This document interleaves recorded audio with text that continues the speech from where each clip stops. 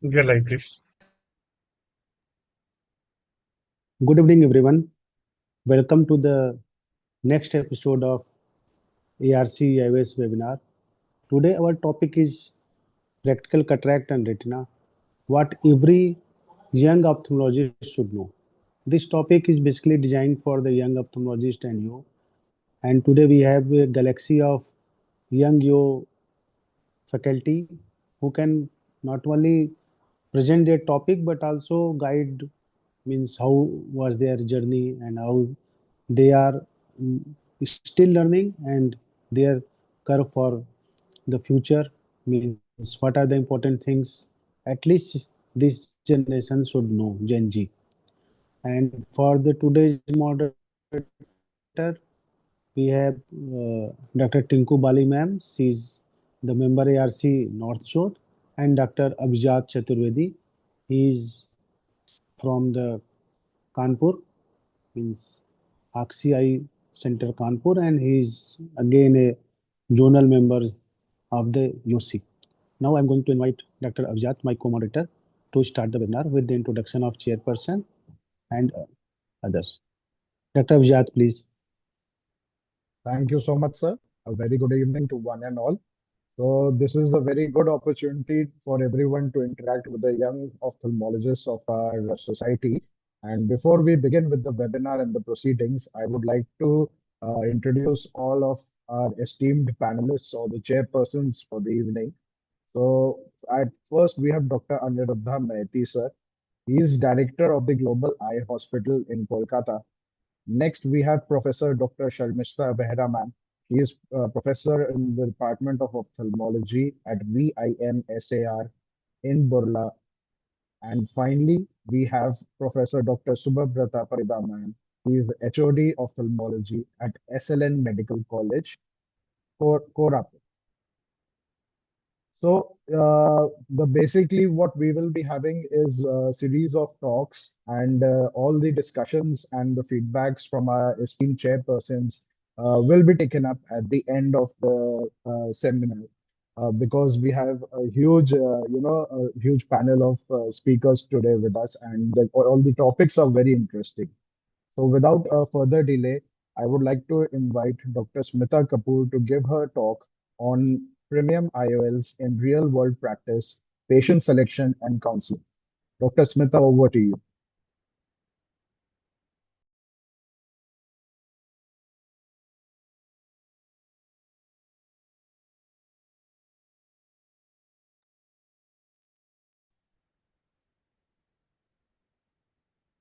Dr. Smita, are you there? Yeah, I'm Yeah, just yeah. She is unable to sharing. share the window.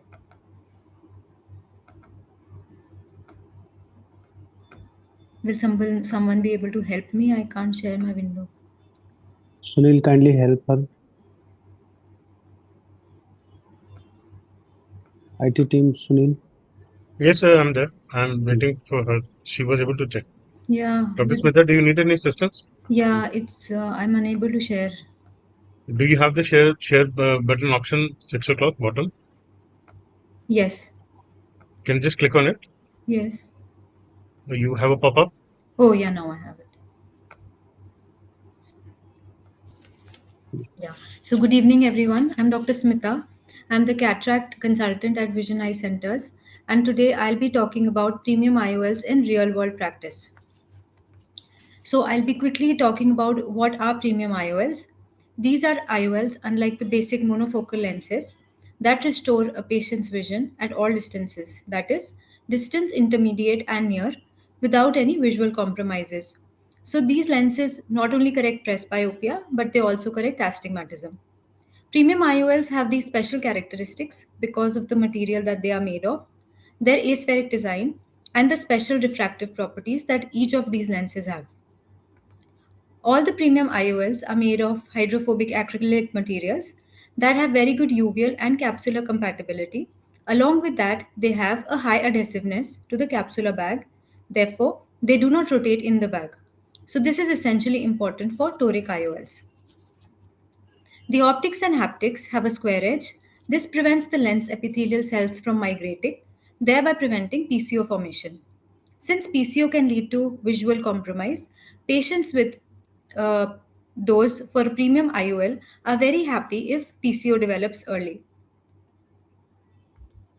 Coming to the types of premium IOLs, these are multifocals, now in the form of trifocals, toric IOLs, multifocal torics, and extended depth of focus lenses. Coming to the toric IOLs, we know that about 3% of the patients have very high astigmatism, that is more than 3 diopters, but it is up to 40% of the patients with cataract who come with astigmatism of more than -1 diopters. So any patient who has a regular astigmatism can be implanted with a toric IOL. Multifocals are of two types. These are refractive and diffractive multifocals. The refractive multifocals have concentric rings, but because they are pupil dependent, glare and halos occur. In the diffractive type of IOLs, there are steps which are microscopic. These lenses are pupil independent, so the chances of glare is less. The newer trifocal lenses work on the diffractive principle and they provide an intermediate focal point too. So these lenses provide good distance, intermediate, and near vision, and glare is also not much. We have an interesting concept in the extended depth of focus lenses in which there are no discrete rings or peaks but a continuous power range. So they provide excellent distance as well as intermediate vision. Now, coming to patient selection, who would be an ideal candidate to get a premium IOL implanted? First of all, someone who's motivated to be spectacle independent, but is also willing to understand that every surgery has limitations. So, if you see a patient who is fussy and you feel that even after getting 6 by 6 vision and N6 for reading post operatively will not be happy, such a patient should never be counseled for a trifocal lens. Preoperatively, a complete anterior and posterior examination has to be done. It is better not to put a premium IOL in patients who have any progressive disease, such as a pterygium. It's always important to do a tear film breakup time or Schirmer's and always rule out a meibomian gland dysfunction because a patient with dry eye will never be happy even if you perform a great surgery. We must look at the patient on the whole, and if the reading distance for someone is not 33 centimeter, then an EDOF lens is better than a trifocal. Hyperopes we know are usually happier after performing cataract surgery because we know that myopes can read for near even without glasses. In congenital cataracts, the role of these IOLs is still controversial because many changes develop in a growing eye, so it is always better to implant a monofocal IOL. The contraindications of these IOLs are if a patient has a compromised bag in which the IOL cannot be implanted in the bag, any retinal disease or glaucoma, and patients who have undergone a radial keratotomy in which we know that the biometry may not be accurate, or any other patient who has an irregular astigmatism. So once a thorough examination has been done, a good biometry is the cornerstone for a good post-operative result. Barrett 2 Universal and Barrett Toric Calculator gives us very good results. We should also check that the patient's chin is positioned appropriately to prevent the wrong IOL calculation. So the final outcome for a patient depends on multiple factors: a healthy tear film, a good capsular excess, in the bag IOL implantation, a clear vitreous, and a healthy retina. So this is a flow chart as to how we decide which is the best lens for a patient. So for someone who reads a lot and who will be able to tolerate some amount of glare, we can implant a toric IOL. However, someone who drives a lot, who uses a computer a lot and would be intolerant to glare, then an EDOF will be a better option. So, coming to the counseling part, I think the surgeon should give a good amount of chair time to each patient, whoever he thinks or she thinks will be able to be converted to a premium IOL. We all will agree that a surgeon's life is made easier if a good counselor is available, so it's always a good idea to invest in a good counselor. The counselor should motivate the patient, however, also give realistic expectations to the patients. So the patient should be informed that there may be some amount of spherical aberrations, glare, or halos with some of these lenses. But by the process of neuroadaptation, the aberrations slowly disappear. However, in some cases, they may be permanent. Bilateral implantation of IOLs will always give better results. Therefore, we try to perform both the eyes within a gap of 3 days so that neuroadaptation starts early. The counselor always has to emphasize that there is spectacle independence and never spectacle free vision.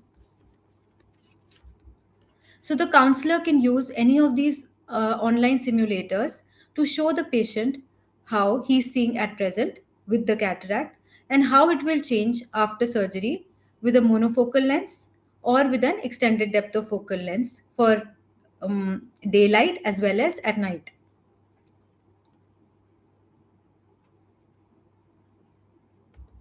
Similarly, Alcon has an online educator in which you can select an EDOF lens or a trifocal lens to explain to the patient practically how much the patient will be seeing after surgery. This can both be simulated during the day as well as at night. So this tool has been very helpful to us in our clinics, and it helps to convert and motivate the patients.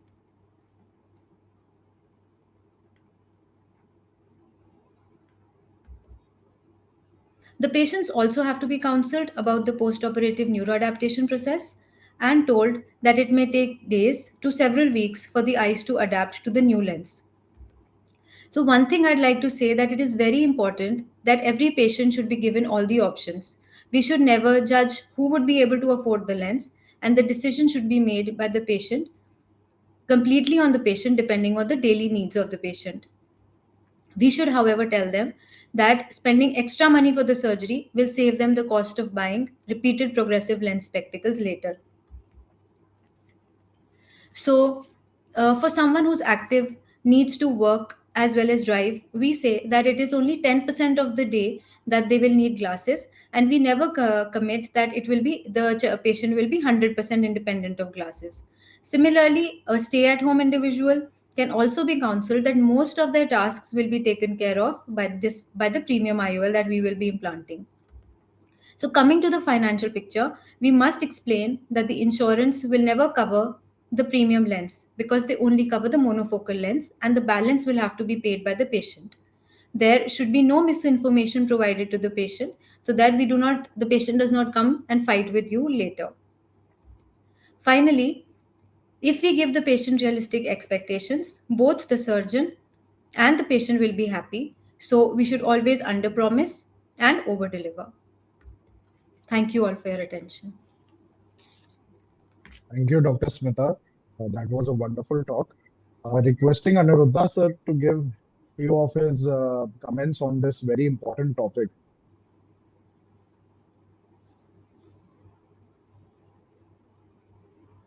Yeah, a very nice presentation. Although I'm a hardcore retina person, but I would say the need should be taken care. The visual need, which is very important, affordability is not the main issue. So because we have a lot of unhappy patients because the patient was not counseled properly and given the lens. So that thing I think is the most important part. Rest I think Professor Vera and Dr. Farida can come. Yes, it's a very nice talk. I'll just add, like she explained also well, that with retinopathy or maculopathy of any origin should not be given multifocal lenses, as per my experience, and also surface irregularity. If any surface irregularity, then we should not go ahead with a multifocal. In those cases, EDOF and advanced monofocals are way better. Just one question I'd like to ask. How do you find the difference between a EDOF lens and a advanced monofocal? What is the practical differences you see in your cases?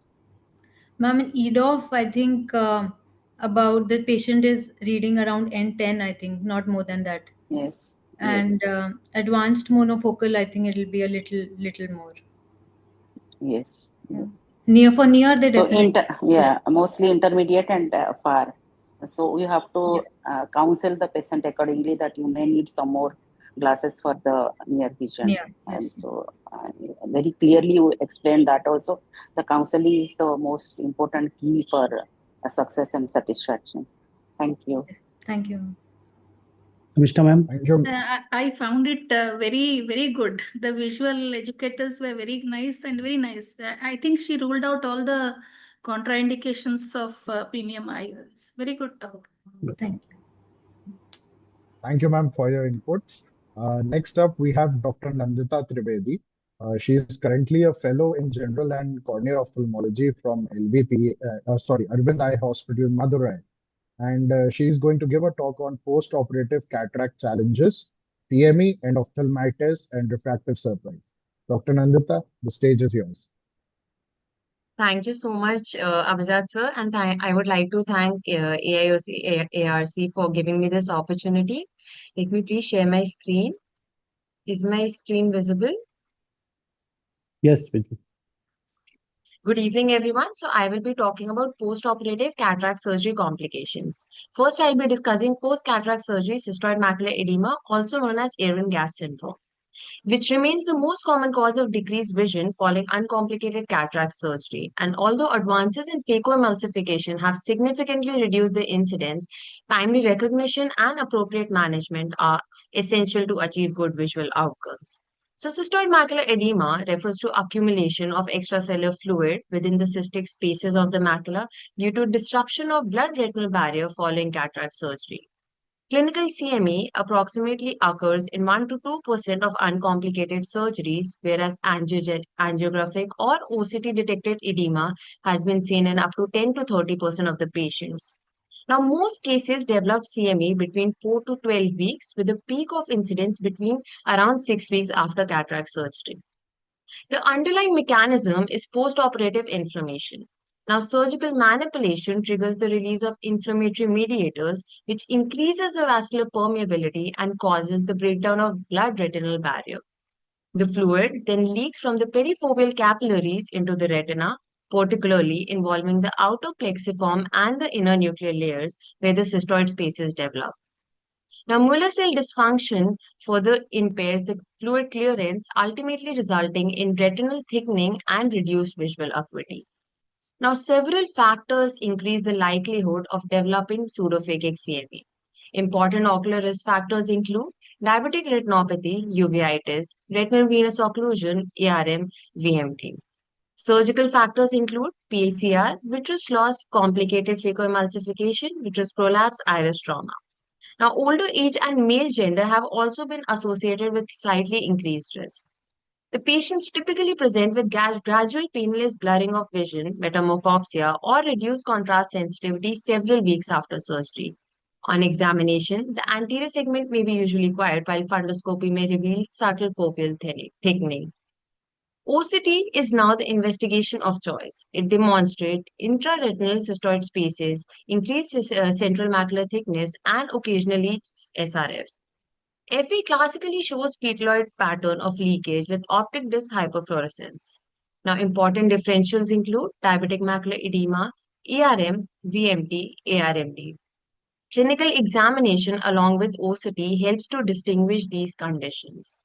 Management follows a stepwise approach. The first-line treatment will include a combination of topical NSAIDs and topical corticosteroids. If there's no improvement after 4 to 6 weeks, intravitreal corticosteroids may be given. In cases of persistent and refractory cases, it may require escalation to various options such as posterior subtenous corticosteroids, anti-VEGF therapy in selected patients, particularly those with diabetic retinopathy or significant vascular leakage. Now, if VMT is the underlying cause, pars plana vitrectomy may be indicated. Fortunately, the prognosis is excellent in these patients, and most patients experience spontaneous or treatment-induced resolution within 3 to 6 months with recovery to good visual acuity. However, delayed diagnosis or chronic CME can lead to irreversible photoreceptor damage and permanent visual loss. Let's discuss post-cataract surgery endophthalmitis, one of the most devastating complications of cataract surgery. Although the incidence is low, delayed diagnosis and treatment can rapidly lead to irreversible retinal damage and profound visual loss. Therefore, early recognition and prompt intervention are crucial. Now, post-operative endophthalmitis is a severe intraocular infection involving the aqueous and the vitreous following the cataract surgery. It can broadly be classified into acute onset and delayed onset. Acute cases typically present within 6 weeks of surgery and are caused by highly virulent organisms, whereas the delayed onset cases present weeks to years later and are usually caused by low virulence organisms such as Cutis bacterium acnes. The infection usually results from inoculation of microorganisms during surgery, most commonly from the patient's own conjunctiva or eyelid flora. Now, several patient and surgery-related factors increase the risk. These include blepharitis, intraop complications such as PCR, vitreous loss, prolonged surgery, wound leaks, or secondary intraocular implantation. Now, once inside the eye, the organism will multiply rapidly and release bacterial toxins, triggering an intense inflammatory response. This will lead to breakdown of blood-ocular barrier, dense vitritis, retinal toxicity, and ultimately photoreceptor damage. The patients typically present with a triad of pain, redness, and sudden onset diminution of vision within the first few postoperative days. On examination, findings include conjunctival congestion, corneal edema, fibrin in the anterior chamber, hypopyon, dense vitritis, and loss of red reflex.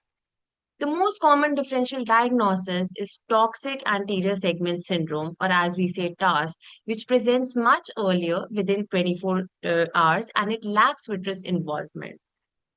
Now, several preventive strategies have significantly reduced the incidence. The single most effective prophylactic measure is preoperative instillation of 5% povidone iodine. In addition, meticulous asepsis, treatment of ocular surface disease, secure wound closure, and intracameral cefuroxime or moxifloxacin at the end of the surgery are recommended. Now, the ESCRS landmark study said the use of intracameral cefuroxime was associated with five-fold decrease in incidence of postoperative endophthalmitis. Now, intracameral vancomycin is not used due to the risk of hemorrhagic occlusive retinal vasculitis. Endophthalmitis is primarily a clinical diagnosis, and treatment should never be delayed while awaiting the investigations. So, in case fundus is not visible, we can go ahead and do B-scan ultrasonography to assess the vitreous echoes. Now, management begins with immediate vitreous and aqueous tap, done for gram staining, culture sensitivity, and PCR may be done in cases of culture negative cases, followed by intravitreal antibiotics, which remain the cornerstone of the therapy. The standard empirical regimen includes intravitreal vancomycin for gram-positive organisms, ceftazidime for gram-negative organisms. Adjunctive therapy may include topical corticosteroids, cycloplegics, and oral fluoroquinolones. Now, systemic or periocular steroids may be given after excluding fungal infection to reduce the inflammatory damage. And patients are often reassessed after 48 hours. And if there's no improvement, we can repeat the intravitreal antibiotics or pars plana vitrectomy may be considered. Now, endophthalmitis vitrectomy study was a landmark study to guide the management. It demonstrated that patients presenting with only perception of light benefit from immediate pars plana vitrectomy, whereas those with hand movement close to face or better visual acuity can be managed effectively with vitreous trap and intravitreal antibiotics. Although advances in small gauge vitrectomy has expanded the surgical indications, the EVS still remains the foundation for current treatment protocols. Now, delayed onset endophthalmitis usually presents weeks to months after surgery with recurrent low-grade uveitis, vitritis, and a characteristic white capsular plaque. So, unlike the acute disease, intravitreal antibiotics alone are often insufficient, and persistent cases require pars plana vitrectomy with removal of the capsular bag and the intraocular lens along with intravitreal vancomycin. So the take-home message would be to conclude, I would say that post-cataract surgery endophthalmitis is an ophthalmic emergency, and early diagnosis and immediate intravitreal antibiotics are the key to preserving vision, and povidone iodine remains the most effective preventive measure, whereas intracameral and intracameral antibiotics significantly reduce post-operative risk. Now, let's go on to a discussion about the post-cataract surgery refractive surprise. So, with advances in cataract surgery, our goal has basically shifted from simply removing the cataract to achieving spectacle independence. As a result, even small refractive error can significantly impact the patient satisfaction. Therefore, understanding why refractive surprises occur and how to manage them have become an essential part of our modern cataract practice. So, refractive surprise refers to a post-operative refractive outcome that differs from the intended target despite an apparently successful cataract surgery. Now, the causes can be divided into preoperatively, intraoperatively, and postoperatively factors. Sorry. So, the preoperative causes will include inaccurate biometry, keratometry, ocular surface disease, previous refractive surgery, or extreme axials. Intraoperatively, implantation of the wrong IOL, capsular complications, or altered effective lens position may contribute. And postoperatively, intraocular lens decentration, toric IOL rotation, posterior capsule contraction, or corneal changes can further alter the refractive outcome. So, when the patient presents with unexpected postoperative vision, the first step is not to rush into the management, but to identify the underlying cause. So, if we begin with a detailed history and manifest refraction, a slit lamp examination will help assess the wound integrity, the ocular surface, capsular bag status, and IOL centration. Now, we will repeat the optical biometry and keratometry if the refractive error is unexpected. Corneal topography is useful in detecting irregular astigmatism, while ASOCT or ultrasound UBM can help identify IOL tilt or decentration. Finally, a macular OCT should be performed to rule out system CME or any other retinal pathology before attributing reduced vision solely to refractive error surprise. The best treatment for refractive surprise is prevention. Preoperatively, optimize the ocular surface, repeat any inconsistent biometry measurements, and use modern IOL calculation formulas such as Barrett Universal 2 or Kane, particularly in patients with extreme axial lens. Now, during surgery, always verify the IOL power, ensure capsular bag fixation, and carefully align the toric IOL. Equally important is counseling the patient regarding the realistic postoperative expectations. The management depends on three key factors. First, the magnitude of refractive error. Second, the underlying cause. And third, whether the refraction has stabilized, which usually takes 4 to 6 weeks after uncomplicated surgery. Only after stabilization should the definitive refractive correction be planned. So the small refractive errors, we don't have to go for any invasive treatment. Now, many patients achieve satisfactory vision with observation, spectacles, or contact lenses. Now, this is particularly appropriate in elderly patients, those with mild symptoms, or individuals who are poor candidates for further surgery. For stable small residual refractive error, corneal laser enhancement procedure provide the most predictable results. LASIK offers rapid visual recovery and excellent accuracy in eyes with adequate corneal thickness. And PRK is preferred in patients with thinner cornea or significant dry eye, although recovery is a little slow in cases of PRK. Now, these procedures are generally ideal for correcting low degrees of residual myopia, hyperopia, and astigmatism. Patients with larger refractive error or incorrect IOL power usually require lens-based interventions. Now, piggyback IOLs are particularly useful in significant hyperopic surprises and preserve the original lens. IOL exchange is preferred when the incorrect lens power has been implanted or when the refractive error is large and recognized early after surgery.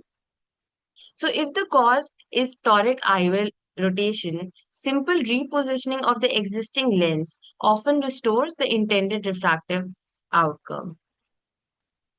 So certain eyes deserves special attention. Now, previous LASIK or RK alters corneal power calculations, making IOL prediction more difficult.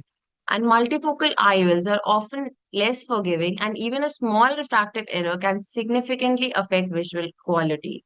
Similarly, eyes with shorter or very long axial lens require meticulous preoperative planning and careful formula selection. So to conclude, I would like to say that cataract surgery today is truly a refractive surgery, and most refractive surprises arise from error in biometry, IOL power calculation, or effective lens position. So a systematic evaluation is essential before deciding the treatment, and prevention through meticulous measurements and appropriate IOL selection remains the best strategy. Thank you so much. Thank you, Dr. Nandita. You did quite a lot justice to a very hefty topic. Aniruddha, can we have some comments from you on the CME Yeah, and very the nice ophthalmitis part? presentation. And one thing I would like to mention, like this post-operative CME, nowadays it is always better to have a pre-operative OCT because there are a lot of predisposing factors who might be having very subtle CME, especially in the diabetic patients, which may actually aggravate after the cataract surgery. So a pre-operative OCT, I think it's a must. If not in all patients, at least in patients where there is a high risk factor. Because when there's a DME which increases post cataract, the management differs because you need to distinguish whether it's a post operative CME or an exaggeration of the DME, which might happen of the cataract surgery. Because in that cases, you have to treat with anti VEGF rather than putting an NSAID for a long time. And there is always a practice of giving anti-VEGF in a post cataract CME, which is not justified at all. So, if at all it is needed after conservative management, we can give an posterior subtenon steroid or a transseptal steroid, and a maximum we can go up to intravitreal Ozurdex.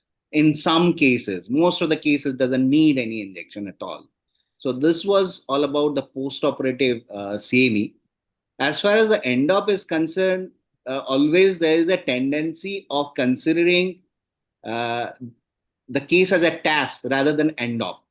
If it is not a typical task, as you have already mentioned, it is better to consider the case as an end op unless it is proved otherwise. So treat as an end op. In doubt, give an intravitreal. There is no harm. Rather, we are benefiting the patient as we are not wasting any time. Give an intravitreal and then see what is the effect the next day. So I think TAS is like overdiagnosed and it has been treated till late stage where it is considered to be end op and then we lose a lot of time. So I think that is one thing we need to mention and rest it was perfect. Thank you, sir. Behra, ma'am, any I comments, have please? a small question for Dr. Nandita. What do you give? What do you think of if it is a refractory CME? Ma'am, normally when we start, always start with giving a combination of topical NSAIDs and corticosteroids in case the patient is not, like, the OCT findings are not improving visually, the patient is not improving, then only after a month or 4 to 6 weeks, then we go ahead with giving intravitreal corticosteroids. Before that, we don't like to surgically intervene in the patients. I think before that you can And try transeptal and posterior subtenon because that also works. okay, sir. Intravitreal should be kept at the last Good. result. Agreed. Posterior Agreed. subtenor actually works very well for this Yes. post-operative CMEs. Sometimes people do avoid posterior subtenon. I think the good option is an alternative transeptal, transeptal canoccord, which actually works equally good. Sir, how do you feel about suprachoroidal injections? Suprachoroidal hemorrhage, I think intraoperatively. No, sir, No, suprachoroidal steroid suprachoroidal injection. For suprachoroidal, that is one way of that is one of the way of giving the steroids, newer way I would say. But basically, why do you need it? Where the transeptal or the posterior subtenon is good enough. Right, right, sir. Okay, thank you. Thank you so much, panelists, for your comments. Next up, we have Dr. Keleni. She's a consultant at Parbatani Center for Eye, Manipal Hospitals, Bangalore. And she will be speaking on a very interesting topic for general ophthalmologists.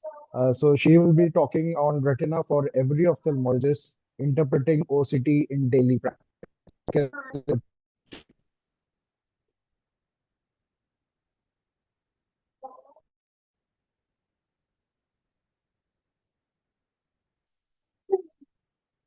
Meanwhile, Dr. Kalsi is sharing the PPT. Thank you, I would Dr. request Abhijat. Dr. Nandita to Yeah. Dr. Nandita to share her last slide of the summary of the refractive surprises Yes, sir. to the on her post or otherwise, so that lot of young residents should know. In a one slide, you concise it in a very well way to go and approach. Sometimes it is an easy question, so they have to write in a way. So, Dr. Kelly, please Sure, sir. start with.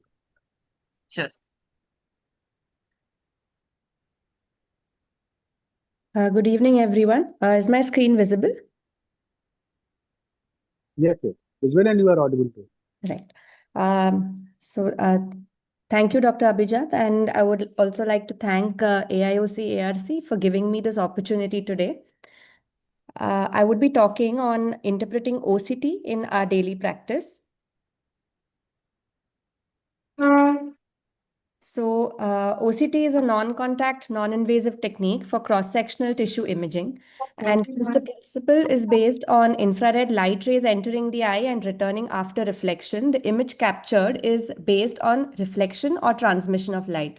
So the structures which are seen or the lesions which are appreciated are either described as being hyper-reflective or hypo-reflective. Also, either a hyper-transmission or a hypo-transmission. And depending on how much light a particular structure is reflecting from a tissue, we can call it as being hyperreflective. So, three very important structures in the outer retinal layers, which are important to identify while reading an OCT, would be the RPE Brooks complex, the ellipsoid zone, as well as the external limiting membrane. Now, these structures appear hyperreflective because they have some pigment within them. Like, for example, the RPE Brooks has melanin granules and the ellipsoid zone has mitochondrial pigments. Others and the causes of hyporeflective zones are mainly uh, um, the nuclear layers, which would appear as hyporeflective. Now, particular structures might block or transmit the light excessively. For example, here we have an OCT showing hemorrhage, which is blocking the transmission, causing obscuration of the underlying structures. Whereas here in this OCT, we have a loss of the outer retinal layers, because of which more light is actually getting transmitted across the retina, resulting in a hypertransmission. It is also important to understand the structural anatomy of the retinal layers, because as I mentioned, these three hyperreflective layers directly predict the visual outcome in a patient. So these are mainly the retinal pigment epithelium going from outwards to inwards, the ellipsoid zone, which is present in between the inner segment and the outer segment of the photoreceptors, and the external limiting membrane, which forms a membrane between the inner segment of the photoreceptors and the outer nuclear layer. Moving on to reading an OCT scan. So an analysis report varies with different OCT systems, but generally all OCT reports give us certain quantitative data like the scan quality, the OCT view window, the thickness map, the ETDRS thickness chart. So this OCT view window is basically the infrared or the fundus image, which tells us where the OCT scan has been taken, what is the scan orientation, and whether the scan passes through the fovea or the lesion of interest or not. The thickness map is color coded. So warmer colors are for the thicker retina, and cooler colors are for thinner areas. Following that, we have the ETDRS thickness map, which gives the retinal thickness in the central 1 mm circle, the inner 3 mm circle, and the outer 6 mm circle. And these in turn are divided into different quadrants to know the different sectoral thicknesses. We have the B scans, which give us the qualitative analysis of the different OCT, of the different layers of the retina. This is another image showing the color-coded map of a case of macular edema, where we can see the thicker retina are represented as warmer colors in red and orange, and the cooler colors are in the periphery. Coming to the scan protocols, we have the 3D scan, where it consists of a number of horizontal line scans which form a rectangular box. So the entire cube that is scanned can be used to create a volumetric data set, and this could be in the form of either a 6 by 6 or a 7 by 7 mm cube or a 12 by 9 mm rectangle, and it generates a 3D view of the area scanned. Next, we have the radial scan, where multiple scans are taken at equal angles and they have a common axis. Now, if this common axis coincides with the fovea, then we can even see the relation of the lesion to the fovea. And then we have the raster scan, where a series of parallel lines scan the area of the retina, and this could be in any orientation, and this has a higher resolution. One important thing to note is that different OCT machines have different inbuilt segmentation algorithms, and so the borders which are defined by OCT machines in terms of the outermost and the innermost border are different in different machines, and hence the retinal thicknesses measured can vary from machine to machine. So that is why when we are comparing retinal thicknesses between two different OCT machines, we must be careful and know where exactly the segmentation lines are placed. Coming to the qualitative analysis of the retina. So going from outwards to inwards, the three important layers in the outer retinal layer are the RPE-Brooks complex, the ellipsoid zone, and the external limiting membrane. Apart from these, we have the hyperreflective layers, which is the outer plexiform and the inner plexiform layer, and the nerve fiber layer. So these layers are containing synapses or nerve fibers, where the orientation of these fibers is horizontal, which is perpendicular to the incident light, and hence these layers appear hyper-reflective on the OCT scan. The nuclear layers, which is the outer nuclear and the inner nuclear layers, which we can see here, are hyporeflective. This is because of the presence of nuclei and the lack of any pigments within these layers, which give it its hyporeflectivity. A special mention is for the Henle's layer, which is present around the fovea, and these have fibers which are obliquely arranged. So depending on the direction in which the scan is being taken, they can appear either hyper or hyporeflective. Coming to the posterior cortical vitreous, so this generally, if not visible on a regular OCT scan, it could either be because the posterior cortical vitreous is firmly adherent to the retina at the vitreoretinal interface, or because there is already a detachment which has happened and it has not been captured within the frame that is being scanned.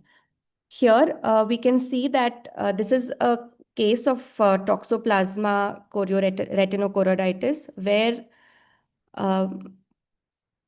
just a second,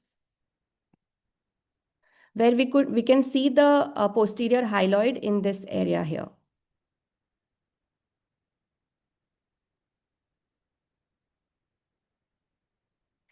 Also, before we move on to the commonly encountered OCTs in daily practice, I want to take a moment to show that these hyperreflective structures that we see here are actually blood vessels which are causing a backshadowing, and these structures are normal.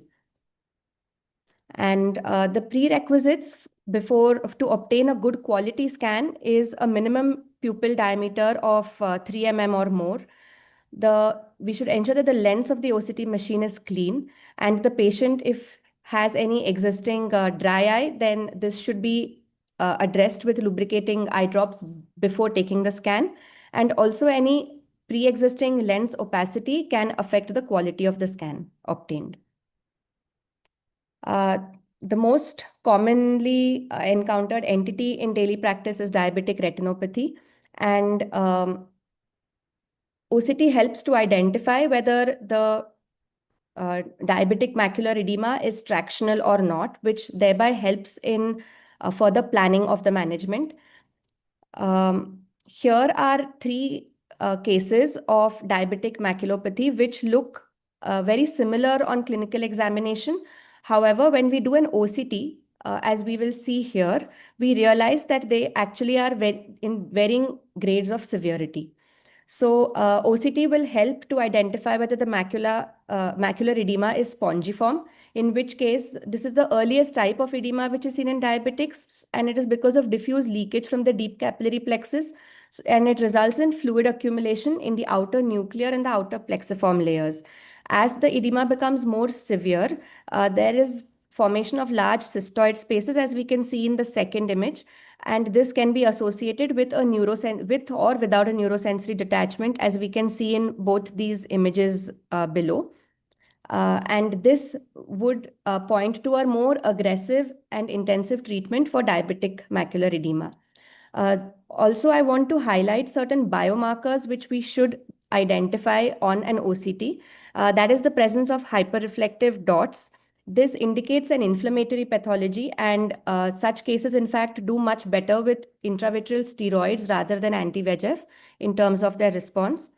They look very similar to hard exudates, and hence being able to differentiate the two is crucial. So hard exudates are present in the outer retinal layers as opposed to hyperreflective dots which are present in the inner layers. The hard exudates are also seen clinically on fundus examination, which is not the case with hyperreflective dots.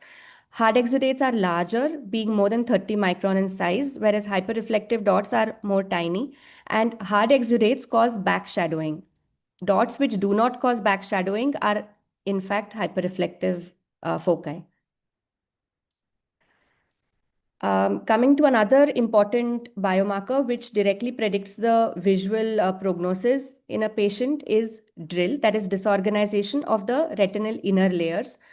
This is an inability to differentiate between the ganglion cell inner plexiform layer complex, the inner nuclear and the outer plexiform layers, and it correlates with capillary flow void regions on OCT angiography and predicts macular ischemia on FFA. Here is the normal OCT for comparison. As we can see, the layers are not very well made out in the case of DRIL, which is the image on the left side. This is an example of a case of DME with DRIL, which was treated with injection. And although the edema resolved post-injection, because of the disorganization of the retinal inner layers, the patient continued to have a poor vision.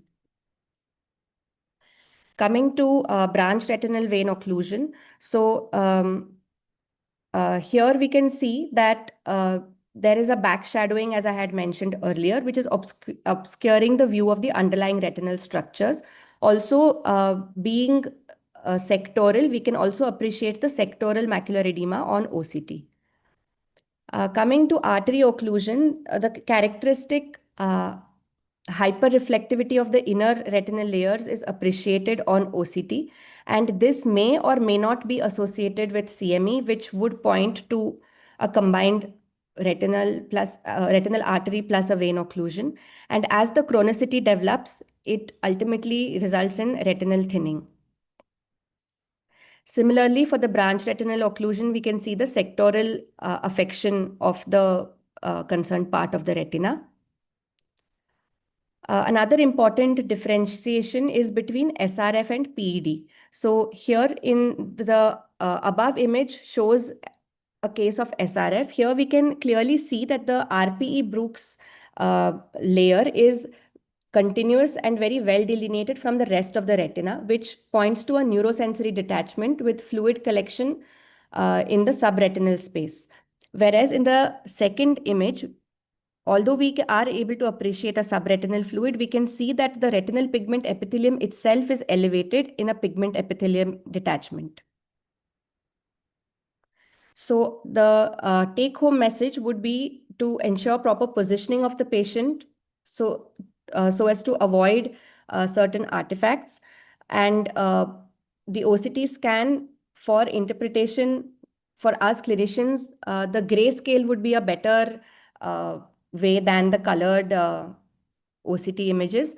And we should always remember the anatomy. look for the biomarkers wherever applicable, and to always correlate the OCT image with the clinical fundus photo and the relevant history. Because just with the OCT, we can never make a conclusive diagnosis and plan the management. Thank you. Thank you so much, Dr. Keleni.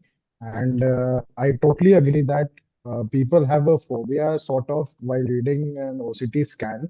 But if you are able to, just remember the anatomy and correlate it well, reading an OCT becomes very easy. So can we have some comments from our expert panel, please? Yes, Dr. Kelini, you truly gave justice to your topic. Very well, you explained about how to read a OCT picture layer by layer.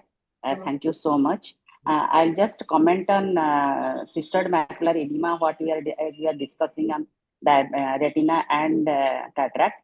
And the previous speaker also spoke on CME, and we also discussed on refractory CME. In that point, together I'll speak on that.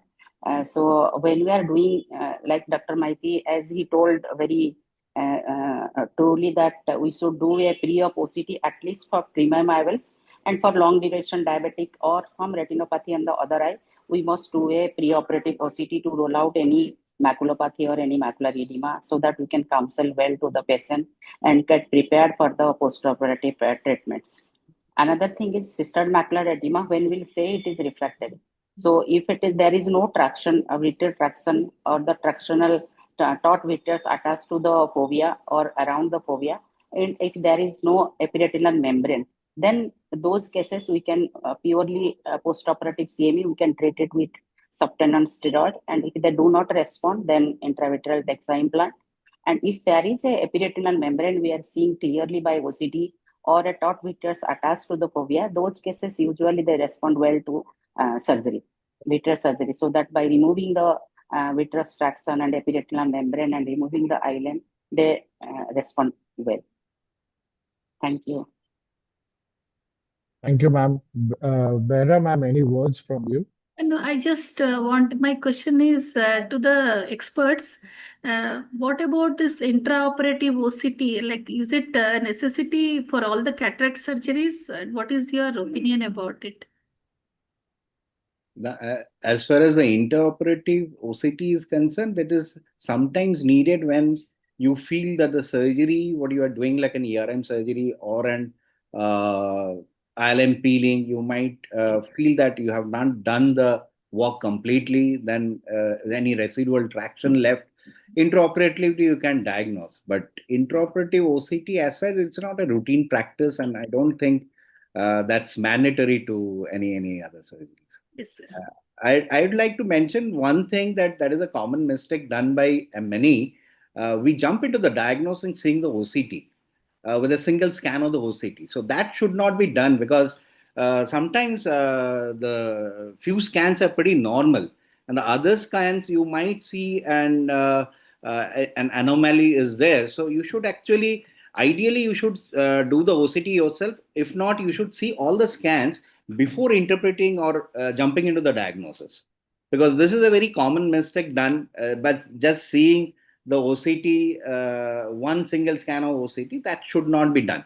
And as far as you have mentioned the OCT biomarkers, I think that is a very important tool that we have now. The diagnosis, or rather it guides the treatment. As you were mentioning, that if there's a large cyst, if there's a presence of dreal, or there is a hyperreflective foci, you can actually decide whether to give a steroid or an anti-VEGF. These are the OCT biomarkers which I mentioned. Here the steroid works better than anti-VEGF. So you can actually educate the patient that this is the case you are having, and here you might have a better role with the steroids rather than the anti-VEGF. So you can educate the patient. Obviously, the retinal thickness, which the patient knows pretty well, and nowadays patient will come and say, do the OCT, I will see what is the response to the medicine. It has become a routine daily diagnostic tool. Without it, people will be finding difficult to practice. Right, sir. The dependency on OCT has increased a lot now. And I totally agree with you, sir, that you should not treat the OCT, but you should treat the patient entirely. Absolutely. Thank you so much for your comments, sir. Next up, we have Can I Dr. just make one comment? Yes, sir. Yes, sir. Sometimes the documentation in the OCT is very important, because we do face this after a cataract surgery when the patient comes with an vitreomacular traction or a lamellar macular hole. If you document before a cataract surgery, it becomes easier to explain the patient. We might not do the surgery, retinal surgery, before the cataract, but if you can counsel the patient that you might require a retinal surgery later, or the dimness of vision following the cataract, or you don't fulfill the expectation of the patient post cataract, that will be easier to counsel. I think a pre-operative OCT, which can diagnose a lot of things like a fine ERM, a fine VMT, or a CME, as I mentioned in the earlier presentation, this documentation is very important. Yes, sir, I agree with you. And I use OCT very routinely for patient counseling purpose also. So it's a very good education tool for patients, to convey the prognosis to them or what can be expected in the future. So thank you so much, sir. And next up, we have Dr. Nilesh Kumar with us. He is immediate past secretary of Young Ophthalmologist Society of India, a medical director of Madhvi Netralaya, Ara. So Dr. Nilesh Kumar would be speaking on diabetic retinopathy 2026, when to observe, laser or inject. Nilesh, sir, over to you. Thank you, Abhijat, and thank you, Dr. Kelly, for such a nice presentation before me, so that it is a perfect segue into what I'm going to talk about. That is the status of diabetic retinopathy and how to have an algorithmic approach to this. I'm very thankful to ARC, Team ARC and all the panelists over here for their guidance.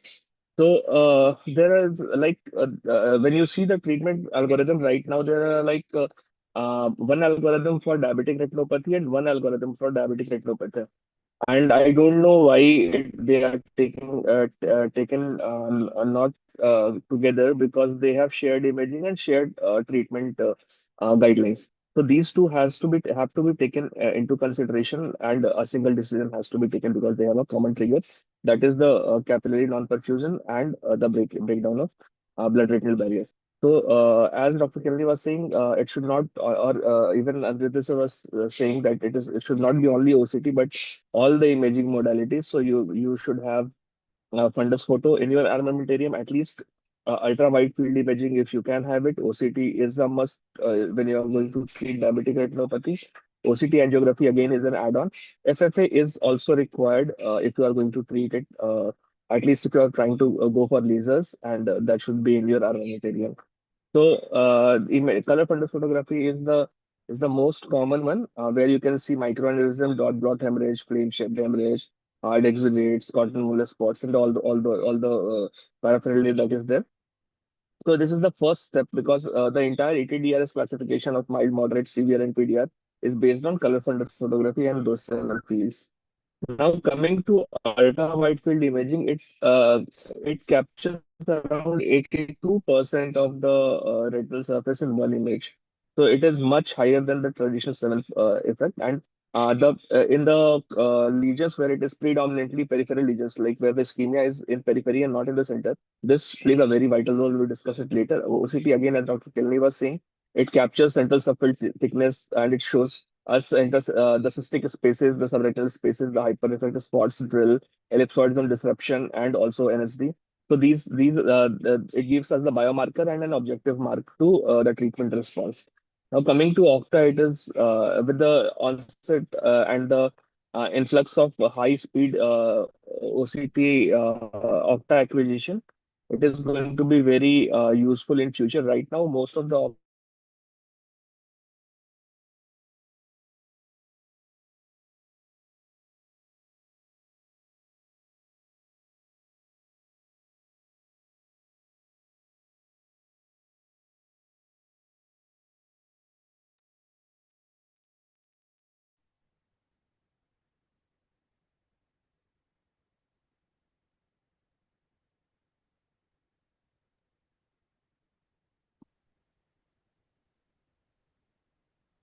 I think there's some problem with the connection.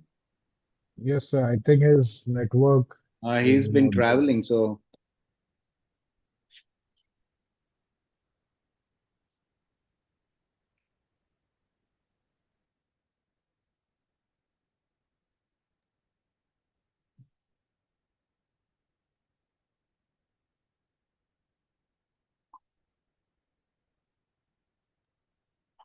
So I guess we'll move on to the next speaker because his network is not there. He's traveling.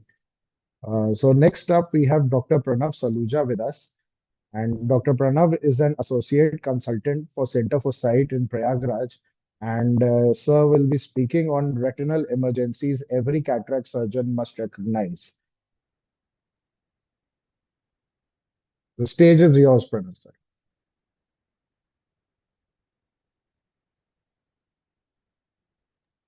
Good morning, everyone. Sorry, good evening. So, I'll be talking about retinal urgencies every cataract surgeon must know. First of all, I would like to thank AIOS and ARC for giving me this opportunity, and especially to Dr. Abhijat and Dr. Deepak, sir. So, my topic today, as we all know, is retinal emergencies every cataract surgeon must know. And usually, anterior segment surgeons are the first point of contact when a patient develops sudden vision loss or may end up into a post-operative complication post-cataract surgery. And in these situations, the first decision we make can determine the final visual outcome. So I'll be making it a case-based discussion. So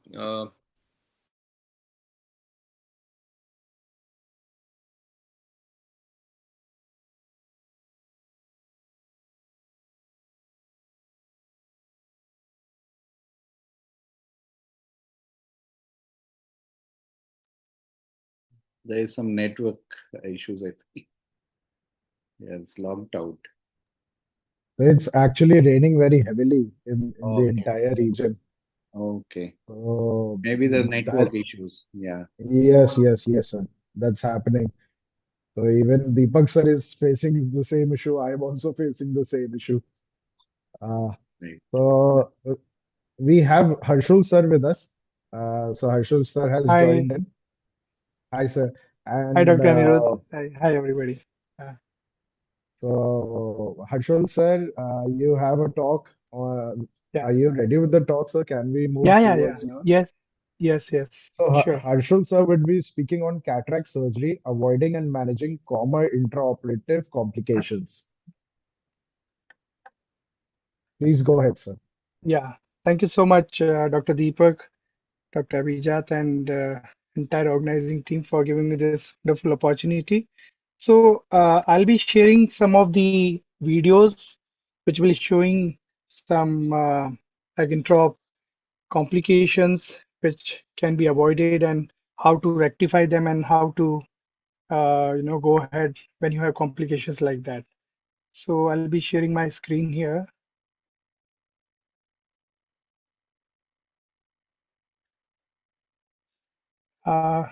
Is my screen visible, Abhijat? Yes, Yes, sir. visual. Okay.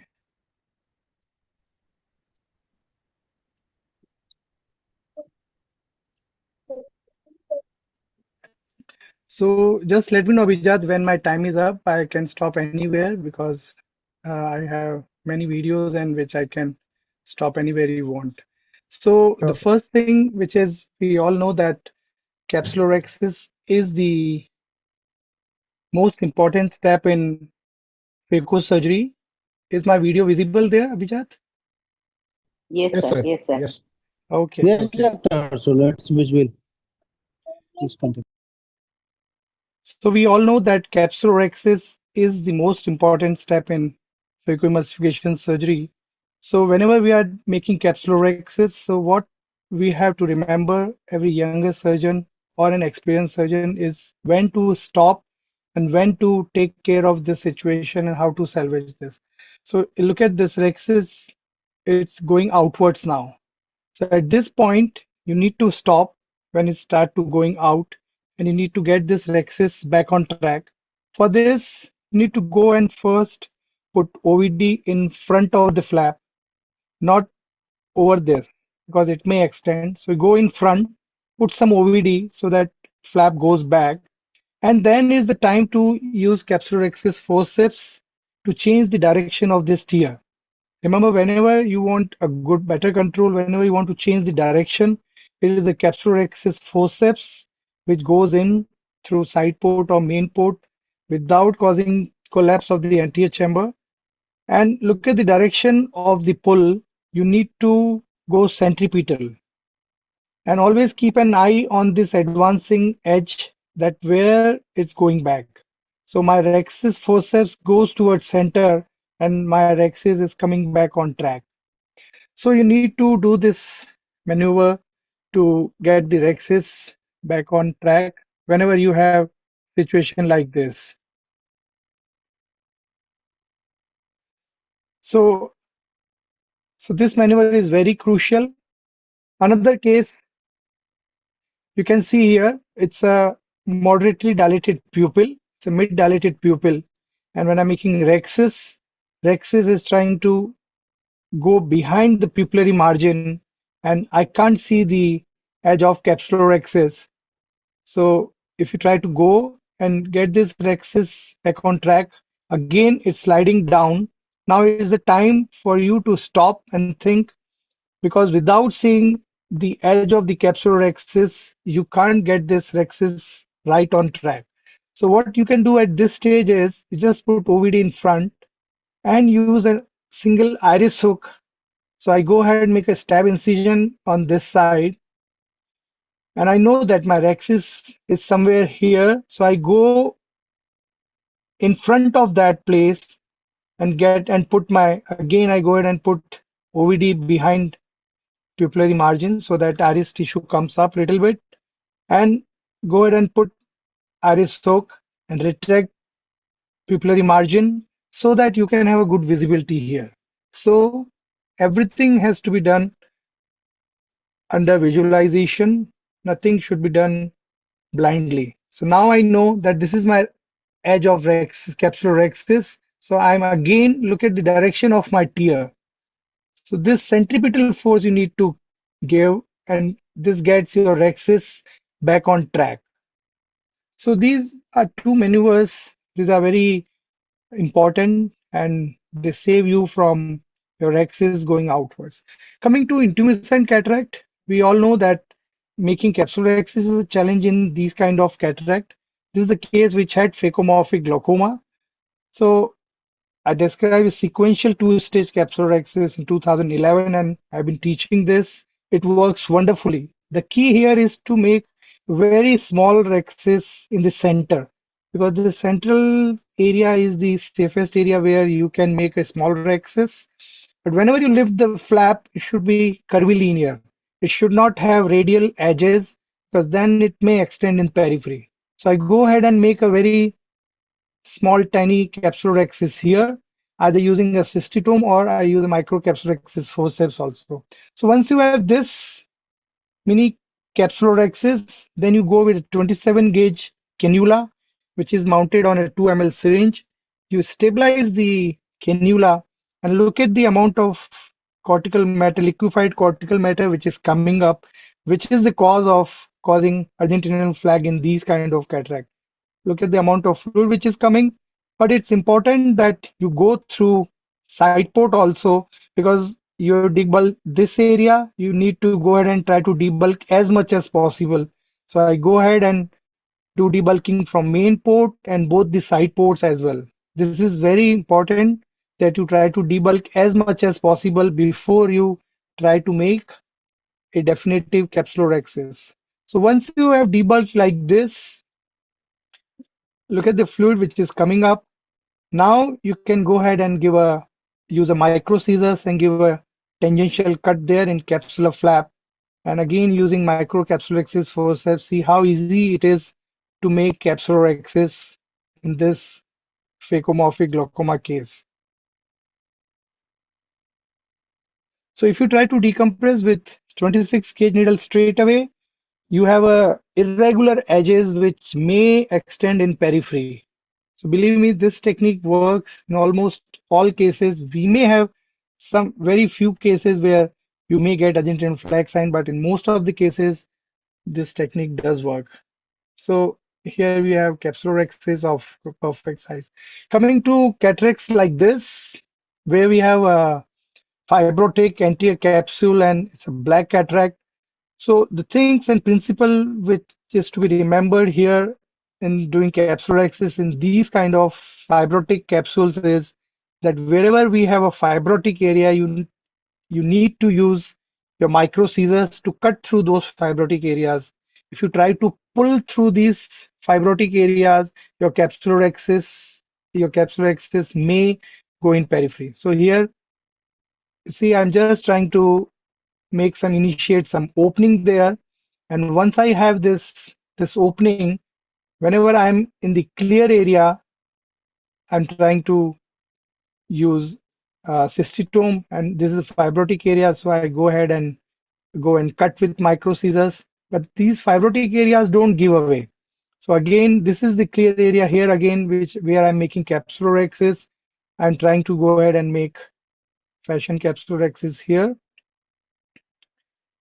I know that I have reached this area. So you need to go through various side ports if needed, maybe one or two extra side ports, so that your angle of attack of your micro scissors is good. So here again, I'm going through this side port and giving cut through fibrotic area.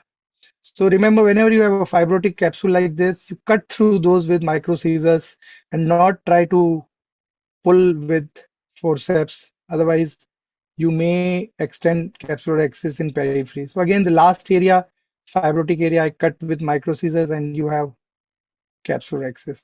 Then many a times we do have a small capsulorhexis in the end like this. So you should not leave capsulorhexis at this stage only. You should try to enlarge capsulorhexis to the perfect size, either using OVD or I just love to do it under hydro. So you should always try to aim that you don't have a very small rhexis in the end, because it may cause capsule phimosis, anti-capsular phimosis, especially in cases which have pseudo exfoliation or like that. So you can always go and secondarily enlarge the capsulorhexis. You can use micro scissors to give cut. So you need to use both your hands so that you can go through right or left side and use capsulorhexis forceps to enlarge it to the perfect size. So in most of my cases, my capsulorhexis is on a smaller size, so that in the end I can always enlarge it to the perfect size. So I think this is about capsulorhexis. And then okay, so this was an interesting case. Again, intumescent cataract. I debulk, do good capsulorhexis.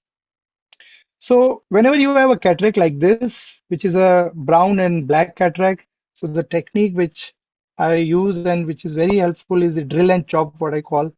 You go ahead and drill in center. Remember that the central area is the hardest part of the nucleus, which you need to weaken up before you go ahead and do chop. So this is central area. I go ahead and drill, keep on rotating the nucleus so that I drill all around 360 degree. And once I drill enough, so now advantage is that when I'm chopping, my phaco probe is always at a deeper plane, holding nucleus nicely, so that my chop is much more effective. So I go ahead and hold the nucleus now, and this is a cataract which doesn't have much cortical cushion, so I go ahead and do kind of horizontal chop. So this drilling helps a lot in brown and black cataracts. So again, I go ahead and hold it like this. So once I've taken up this cataract, the thing which I want to show here is, see what happens. I'm doing irrigation aspiration, and many times, sometimes it may happen with any surgeon. I'm just trying to take this cortical matter and see what happens. So this is the granular dialysis, which is iatrogenic. So now things to remember here is you always have to keep your antechamber formed so that whatever damage has been done, you don't increase that damage. This is just the iatrogenic zonal dialysis. There is no vitreous disturbance right now. But if you just try to pull out your instruments, the chamber may collapse and anterior vitreous phase may get disturbed and vitreous may come through zonal dialysis. So just maintain closed chamber, take off your irrigation aspiration cannula, go ahead and put OVD in capsular bag. And once you inflated capsular bag, you go ahead and put a CTR ring here, because this dialysis is just 2 to 2.5 clock hour. So you go ahead and put CTR ring before you try to do anything, because now you need to redistribute forces from the stronger zonules to the weaker zonules. So I go ahead. So always try to go through side port and use a equivalence hook to guide the CTR ring so that it goes nicely in capsular bag. And once it goes in capsular bag, is as good as normal capsular bag. Go ahead and put IOL, and then you can easily. So this was a smaller axis. I go ahead and just try to enlarge it a little bit so that I have good size of capsular axis and take off remaining cortical matter. And this case is as good as any normal case. Uh, do I have time, Abhijat? So you have 3 minutes more. Okay, fine. So just few tips about managing a true post-polar cataract and PCR, which every surgeon should know, younger surgeon. So these are the true post-polar cataract, which uh, we have to be very careful that our capsular axis size is not more than 4.75 5 millimeters, because if we have a big PCR, we may need to put 3-piece IOL and we need to do optic capture. And for that, we need a capsular axis which is not more than 4.75 or 5 millimeter. So just limited hydrodelineation. And as such, it's a grade 3 nucleus cataract. So you try to avoid any rotation at this stage. Just try to do some lateral separation. Turn your bevel on one side, take out this piece of cake, turn on other side.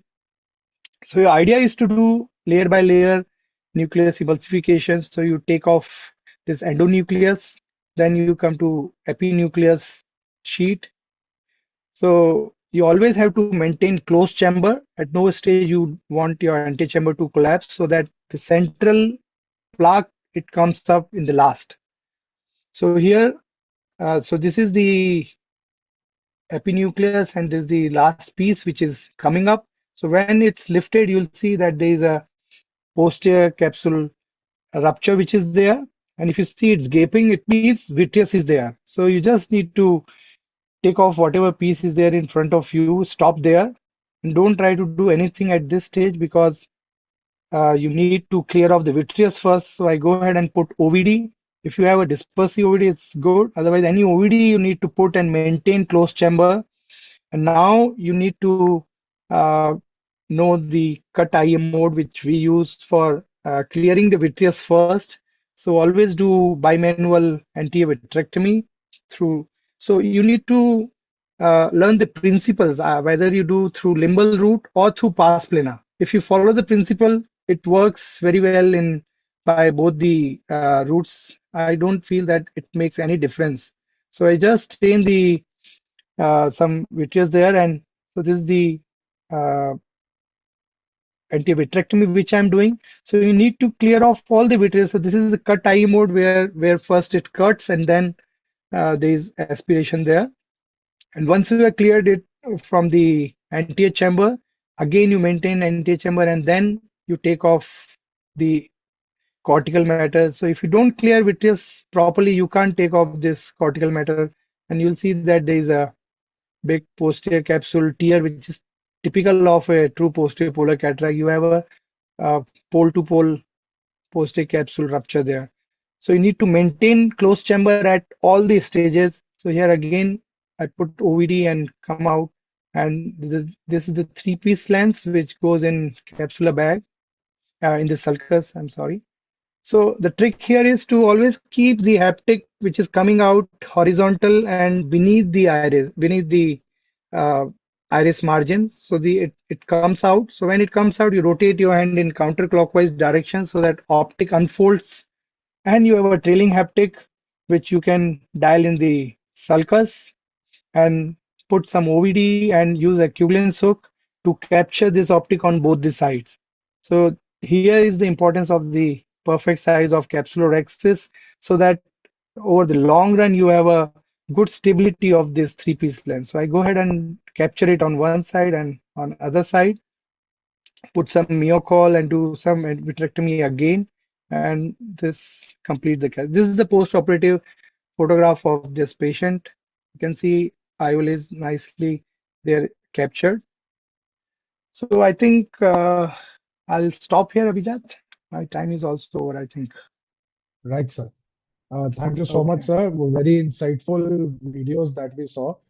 Can we have some comments from our expert panels on this, please?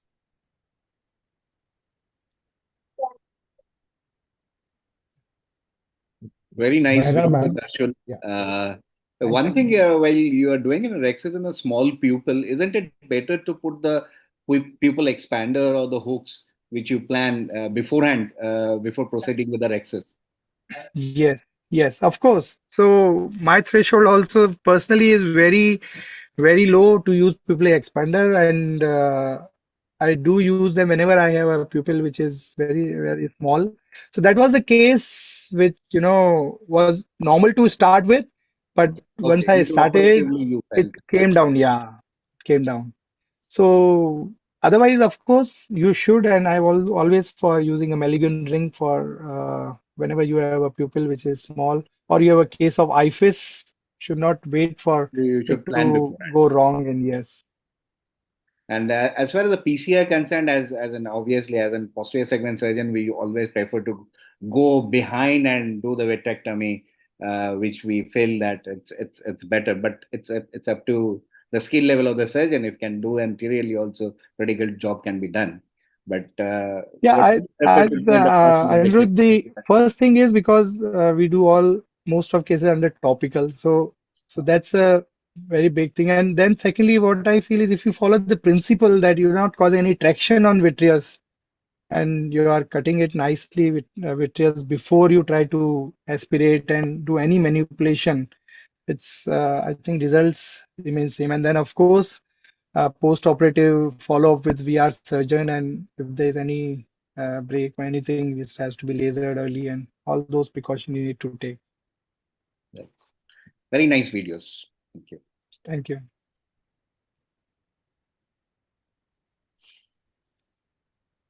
So we have Dr. Pranav sir with us again. And Yeah, if you are ready, you can continue with your presentation. sure. So I'll just continue. So I'll be talking about retinal urgencies and emergencies every cataract surgeon must know. Uh, at the outset, I would like to thank once again Dr. Deepak sir and Dr. Abhijat and AIOC ARC for giving me this opportunity. So this would be a case-based lecture, and the first thing is that there are two things. There is an emergency and an urgency. Emergency is when the vision loss is usually measured in hours, so it is very emergent to refer it to a retina surgeon. And these are mainly endophthalmitis, a macula on retina detachment if a cataract surgeon discovers this, and a retinal artery occlusion, a neovascular glaucoma, and especially ARN. Although ARN is rare in India, but then also there may occur a lot of cases. If you find anything which is suspecting of ARN, then you should refer it directly to the retina surgeon. Then urgency may be retinal detachment, which is macula off, although we should refer it as soon as possible. But in some of the cases, if the cataract surgeon is at the periphery and he's not able to find a retina person, then in macula of RDs, usually it has been seen in studies that within 5 to 7 days, if it is operated, it almost gives similar results. Then there may be posterior vitreous detachment, especially the ones which are associated with vitreous hemorrhage. There is 70% chance, according to studies, that there may be a retinal tear in these cases. So a good peripheral examination is very important. And if you find an horseshoe tear, then you should refer it to a retina surgeon for the laser to be done. Uh, then one of the major complications of a cataract surgeon is PCR and a nucleus drop in these cases. So it depends on the size of the cortex also, and depends on the post-op also of the patient, whether the IOP is getting raised. In these cases, if the IOP is raised, then the patient should be referred and the nucleus material should be removed as soon as possible. So we'll start with the cases. So this was a case which presented to us. It was a 75-year-old male. The phaco was done 5 days ago, and the patient started having pain and lid edema. The visual acuity was 6/24, and it was a uncomplicated surgery. The patient presented with a hypopion and a FM, and this was diagnosed as end ophthalmitis, and end ophthalmitis is a very severe condition. So it should always, if a patient is suspected of end ophthalmitis, in these cases it should always be referred to a retina surgeon.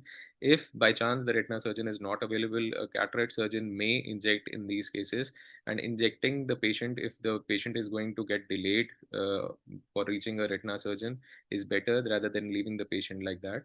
And according to EVS, it is an old study, but it states that PL vision fared better with a pars plana vitrectomy. Although with the advent of new vitrectomy cases, most of the retina surgeons have a low threshold of going for a vitrectomy in cases where there is endophthalmitis suspected. So, and in cases where there was hand movement or better vision, you can do a tap and inject, which is vancomycin with I usually inject in the first time without a dexamethasone, because if you're suspecting fungal in these cases, it may be dangerous. So a vancomycin and then referral to a retina surgeon may be necessary in these cases. So this is a case too. Even with intravitreal anti-VEGF, there may occur endophthalmitis, and in these cases, usually the endophthalmitis is more severe in the posterior segment because the injection is given at the posterior segment, and we should always follow up the intravitreal injection cases after 3 days and 7 days. And if the patient is suspecting of any symptoms of endophthalmitis like pain, lid edema, the patient should be referred immediately to a retina surgeon so that vitrectomy can be done. So this is just to show that if an early case is referred and we do an early vitrectomy, in this case where we saw a little bit of vitritis and hypopion, we did a vitrectomy in this case, and the case did pretty well and it came back to 6/6. But if a case is referred late, this is a late case which was referred, and you can see that the results are not that great, and usually the vision does not recover. So this is another case which is important to know, because it is important to differentiate between endophthalmitis and TAS. TAS is toxic anterior segment syndrome, and it usually presents in post-operative day 1, and you can see that there is limbus to limbus corneal edema with a FM, and this is usually presented on the first day in an uncomplicated phacosurgery. The most important clinching point that it is TAS is that there is no vitritis on B scan. But if you are confused between an endophthalmitis and TAS, it is always better to suspect it as an endophthalmitis, as Anirudh sir had already suggested, and it is better to inject in this case or refer it to a retina surgeon so that he can manage it properly. So these are the main differences. I'll not go into the detail, but between TAS and infective endophthalmitis. But the main thing is that if there is no vitritis in this case, then mostly we suspect a TAS, and firstly, the onset is very important to know. So this was a case 4. Again, it was presented to us late, and in these cases, we should go directly, as the vision is PL, we should go directly for a pars plana vitrectomy with intravitreal antibiotics.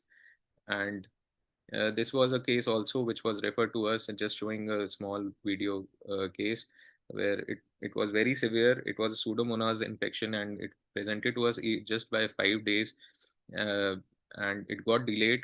So you can see that there was corneal infiltrates, and the main port, you can see while making the while putting the trocar, the main port, the iris came out. So it was the cornea was already melting in this case. So the important thing is to suture your main port if you're thinking that there is a complication during the phaco surgery. And after that, you can see that there are exudates, severe exudates. The view was very much hampered in this case, and severe exudates were seen. All the vessels were involved. So we did as much as vitrectomy we could do, and did a fluid air exchange, and put the case on oil. The case came to 6/60, but still, because it was late, it becomes difficult in these cases to recover the vision. So this is a case of acute retinal necrosis. You can see that this patient was a female who presented with progressive vision decline and floaters. And you should always note this, the vision, usually in the center, it looks normal. So you should always see a peripheral retinal examination should always be done, a good dilatation. Even by a normal cataract surgeon, we can go for a good peripheral examination in most of the cases where flashes and floaters are suspected. So usually these peripheral retinal whitening usually march towards the macula. So it starts from the periphery. So we should always note this. So this is one of the most important case which should be referred as soon as possible. You can see we did an OCT and we can see that subretinal fluid was seen in the superior part with a large HST superiorly, but the vision was 6/6. So the patient started complaining of a curtain falling at a specific quadrant. So you should always suspect a retinal detachment. And if it is a macula on retinal detachment, you should refer it to your retinal friend as soon as possible because it should be operated within 1 day. And if the case is operated at this point, the patient usually recovers complete vision.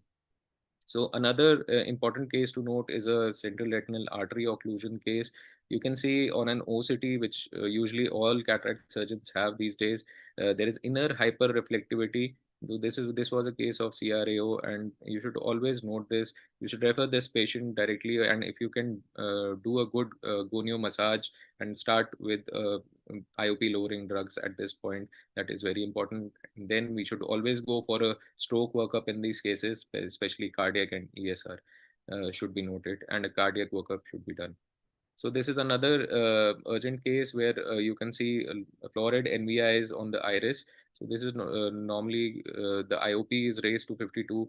So we suspect neovascular glaucoma. The important thing is to know the typical etiologies in which it occurs, and it is usually because of vein occlusion, diabetic retinopathy, or ocular ischemic syndrome. In these cases, it is very common to see this. So the most important point that I want to note is do not miss this, which is a neovascular rization in the angle, and it is done with seen with a gonioscope. So a gonioscopy at 3 months is very necessary in all of these cases, especially vein occlusion cases where neovascularization may occur.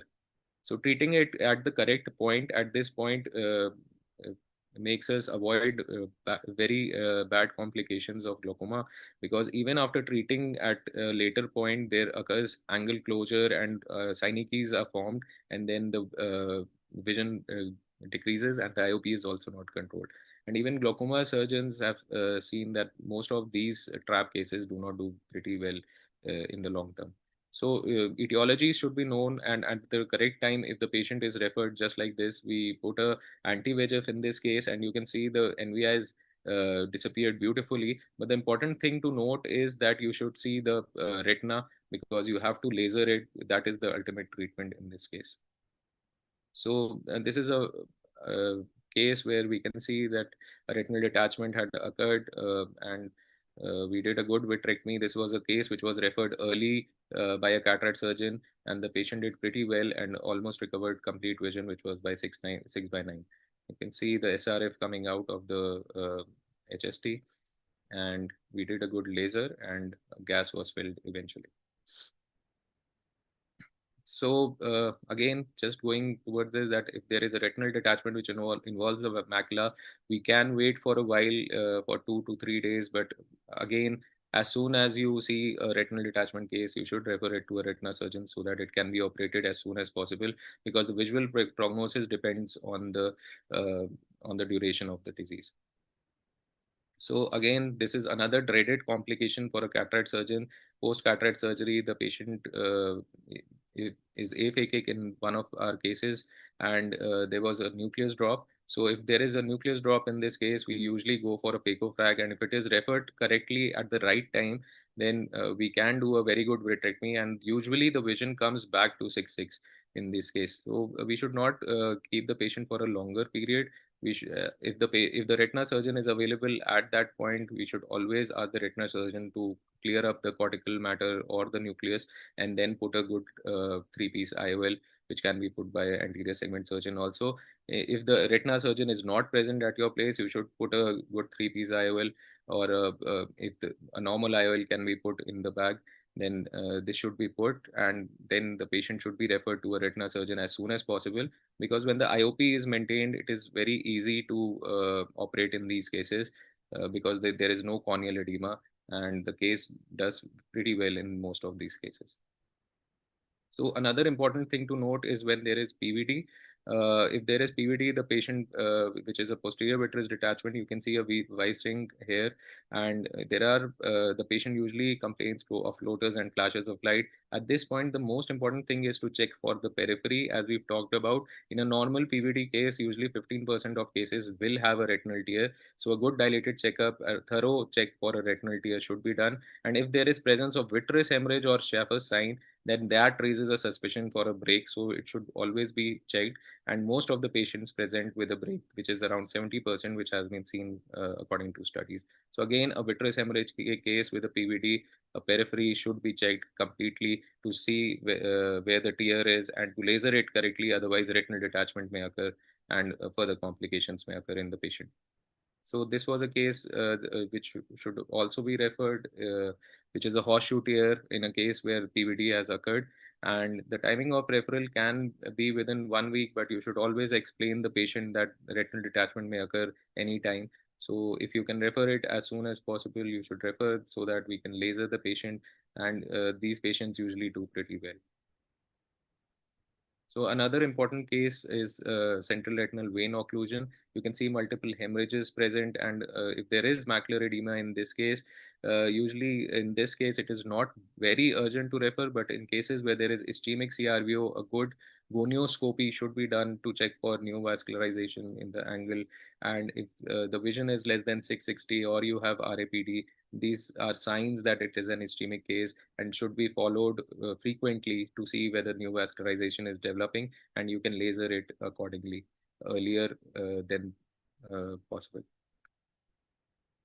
So another case of CNVM is very important, choroidal neovascular membrane. If this is presented to you with a subretinal hemorrhage, this also should be referred as soon as possible, because if it is referred within 7 days, we can go for a pars plana vitrectomy and inject a TPA, or a subretinal TPA can be done. And usually these cases do not recover completely, but they do pretty well if they are referred earlier. So in conclusion, I would like to say that we should always take care of the cases that we are seeing, and especially the cases which are emergent, like endophthalmitis, ARN, neovascular glaucoma. They should be referred as soon as possible, and especially macula on RDs should be referred as soon as possible in these cases. If it is an endophthalmitis, and we should have a very low threshold to tap and inject.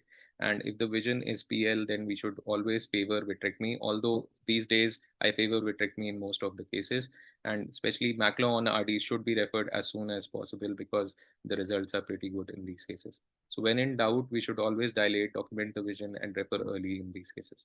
Thank you. Thank you so much for the lovely presentation. And can we have a quick comment by Pradyumna, followed by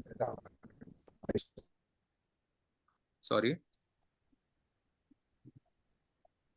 from the panel. Your network is unstable also, not audible clearly. Very well collaborated, Dr. Saluja. You stressed on all the points. I'll just put some points on endophthalmitis because that is the most dreaded complication of cataract surgery.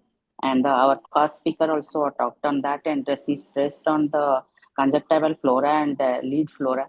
That is very important to see preoperatively, assess and treat the conjunctiva and the lead infections or any other septic foci in the body before jumping for the cataract surgery.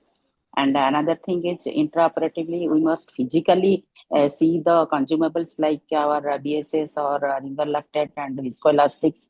Our OT staffs must be well trained for that, not only the expiry date.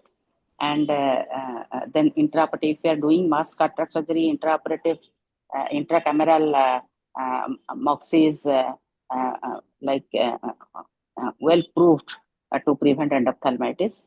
And another just one point I will add, because on today, every anterior segment surgeons also giving intravitreal anti-VEGFs for many retinopathy points. So everyone now has trained, or you must be trained properly to give intravitreal injections when you are suspecting endophthalmitis. Like Dr. Anirudh told earlier, that unless until you disprove that this is not endophthalmitis, we must say that this is endophthalmitis, not TAS. And if you are suspecting and you are not in an institute practitioner, you have a retina person or retina OT ready, then you are sending a patient outside to a retina person, then you must give a intravitreal injection, Vanco and Septa together, covering both gram positive and gram negative. And for that, we can put a chart of the intravitreal drugs, how to prepare, how to dilute, and how much to give, so that we can read and on the table on the inside the OT. And if you are not regularly giving, you may forget that. So you read and prepare and give intravitreal injection, and then you can send the patient to your nearby retina person for further management. Thank you. Thank you so much. Dr. Pranab, excellent cases. One thing I would like to mention, you had mentioned that it is better the anterior segment surgeon put the IOL. Here, I think there is one exception. If it's a black cataract or a very hard cataract, it's better not to put the IOL, because sometimes with a frag, it takes a long time or it's very difficult. So sometimes we take out the nucleus from the anterior segment limbal root rather than with a fragmentum. So in those cases, I think it is better to avoid putting the IOL. This is one thing. Another, as far as the PVD is concerned, it's pretty common following cataract surgery, but sometimes it has been neglected. Today only I got a patient who had a PVD following cataract surgery, and he was been followed the anterior segment surgeon was following up, but actually he had an HST with a localized. It was a macula on RD. So a careful, meticulous IO should be done in all cases of PVD. Most of the cases we don't find anything, but definitely some HST, if we do the laser at the right time, we can prevent a retinal detachment. Yes. A good scleral depression should always be done. And there is always a common thing. A lot of them say that a suspected endo, I didn't have an B scan, so I was awaiting the patient to be done the B scan. So that's not to be done. Any clinical suspicious, give an intravitreal. If you don't give it, at least refer to the surgeon who can give the intravitreal, and the treatments should be started as soon as possible. Don't wait for the B scan report. Very true. Behra ma'am, your kindly unmute yourself. I have given it in the chat box. This was too good. Very good, Dr. Pranav. Case-based presentation was really good. Thank you. It was just like an encyclopedia of all the things, whatever the things we for the covered them all. emergency and Yes. wonderful talk. Thank you. Thank you, sir. Thank you so much. Nilesh is I there. think Nilesh Nilesh is and joined Shweta. Dr. Nilesh. Yes, sir. Yes, sir. I'm here, sir. Sorry for the loss of connectivity. I'll just start. It's okay. Today is bad day for all of us. Most of the places raining and internet is so poor. So I'll just continue with the ultra. I think I had covered ultra wide field imaging, which is now very much into vogue and required if you are treating the peripheral dropout lesions. Now coming to OCT again, as Dr. Kelly was saying, that OCT is a must and it gives most of the objective markers that are there, and also to see the treatment response. And when you come to OCT angiography, even in preclinical cases like where there is 1 or 2 microaneurysm, when you do OCT angiography, what you're going to see is that there are certain preclinical capillary dropouts. And I have been using this OCT angiography regularly, the 6x6 on my Cirrus 7000, Cirrus 6000. And it is giving really good insight into the cases that I need to really follow up and have a good glycemic control. The benefit of OCT angiography again is that there is no intravenous dye, so there is no risk of any allergic reaction, and it has better depth resolution. The only problem is that it is static and it doesn't give us the dynamic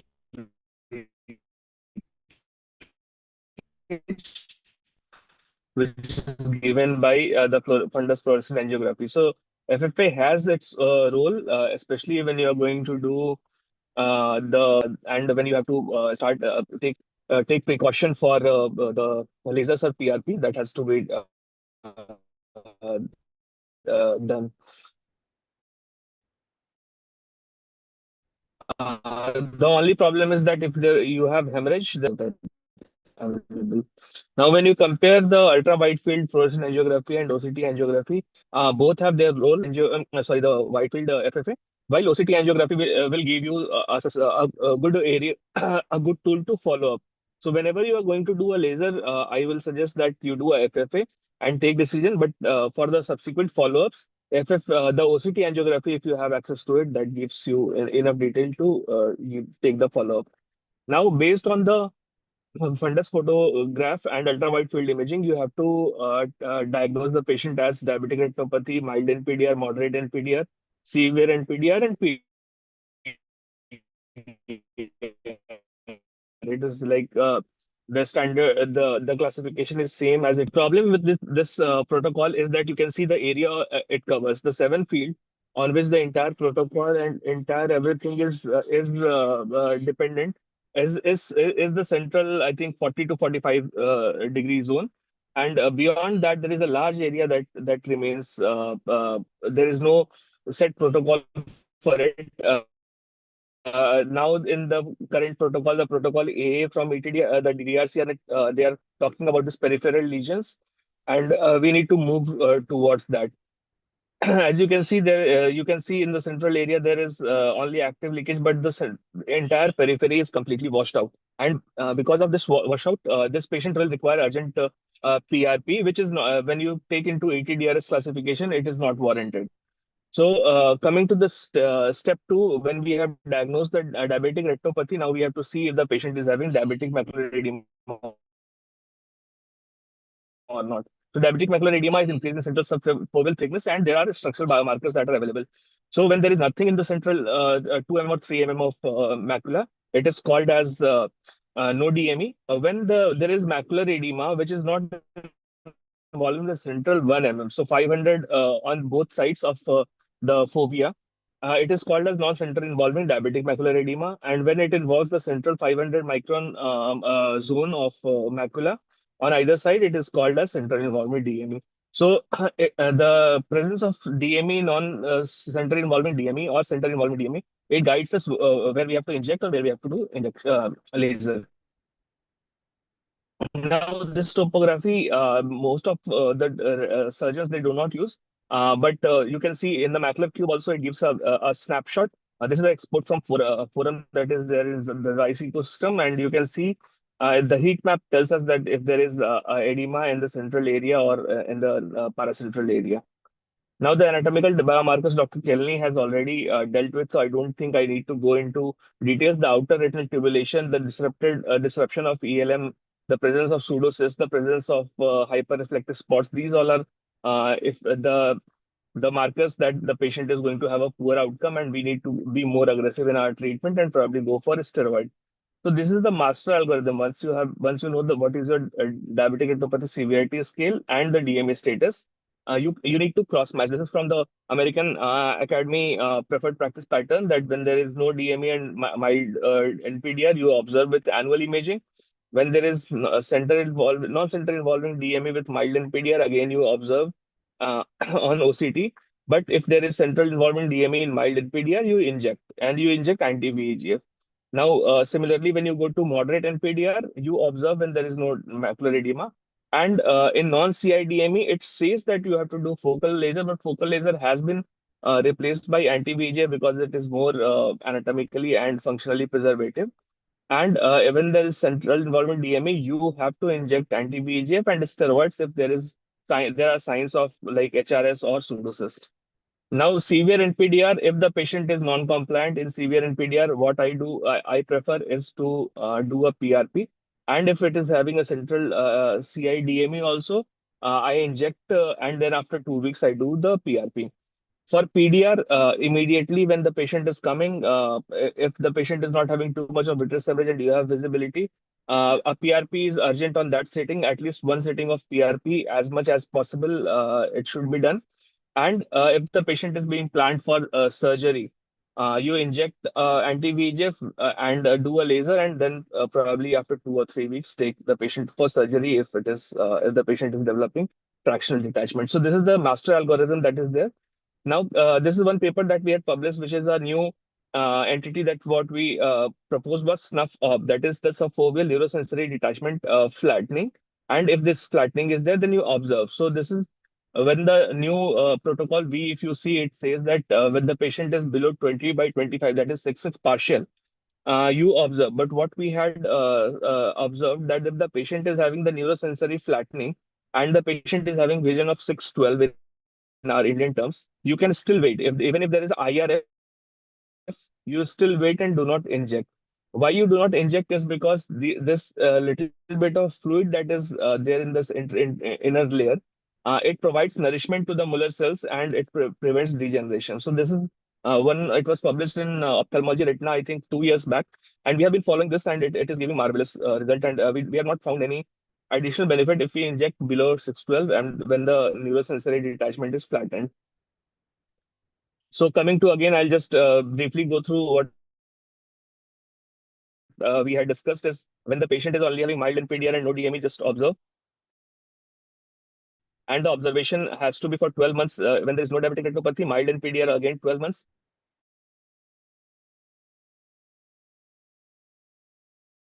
moderate NPDR 6 to 12 months. When the every 3 months I follow, but 4 to 6 months is the textbook, the published literature. And post-pregnancy risk is per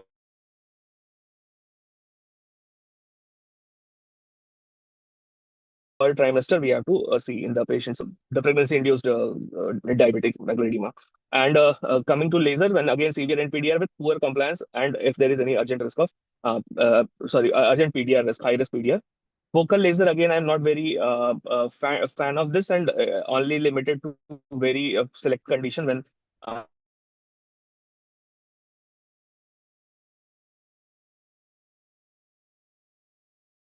the patient is having non-center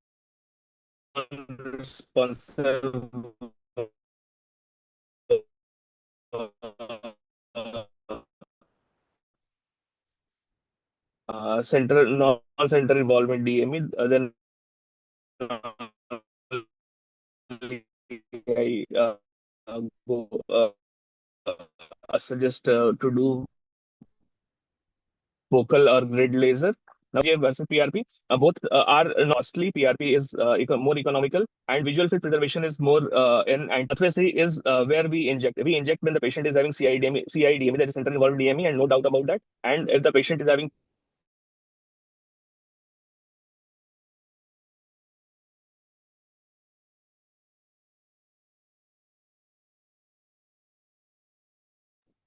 PDR, if the patient is being taken upon to downgrade it to the start with injections. And we start to what we are going to use if the patient is having 618 or worse. My preferred molecule is aflibercept, and with the biosimilar of aflibercept available right now, that is my go-to medication below 618. 618 to 612, I suggest them to go for ranibizumab biosimilar and aflibercept if they are non-responsive. And below that, below 612, I just try 1 or 2 injections of anti-VEGF, or even the medical, the good systemic control, and the nepafenac use. So coming to the protocol W, it has shown that if you inject regularly, every month, it is going to give zero visual gain. So it is not going to, we should not prescribe the injections routinely, even if the patient is not showing signs of diabetic macular edema or a high risk PDR.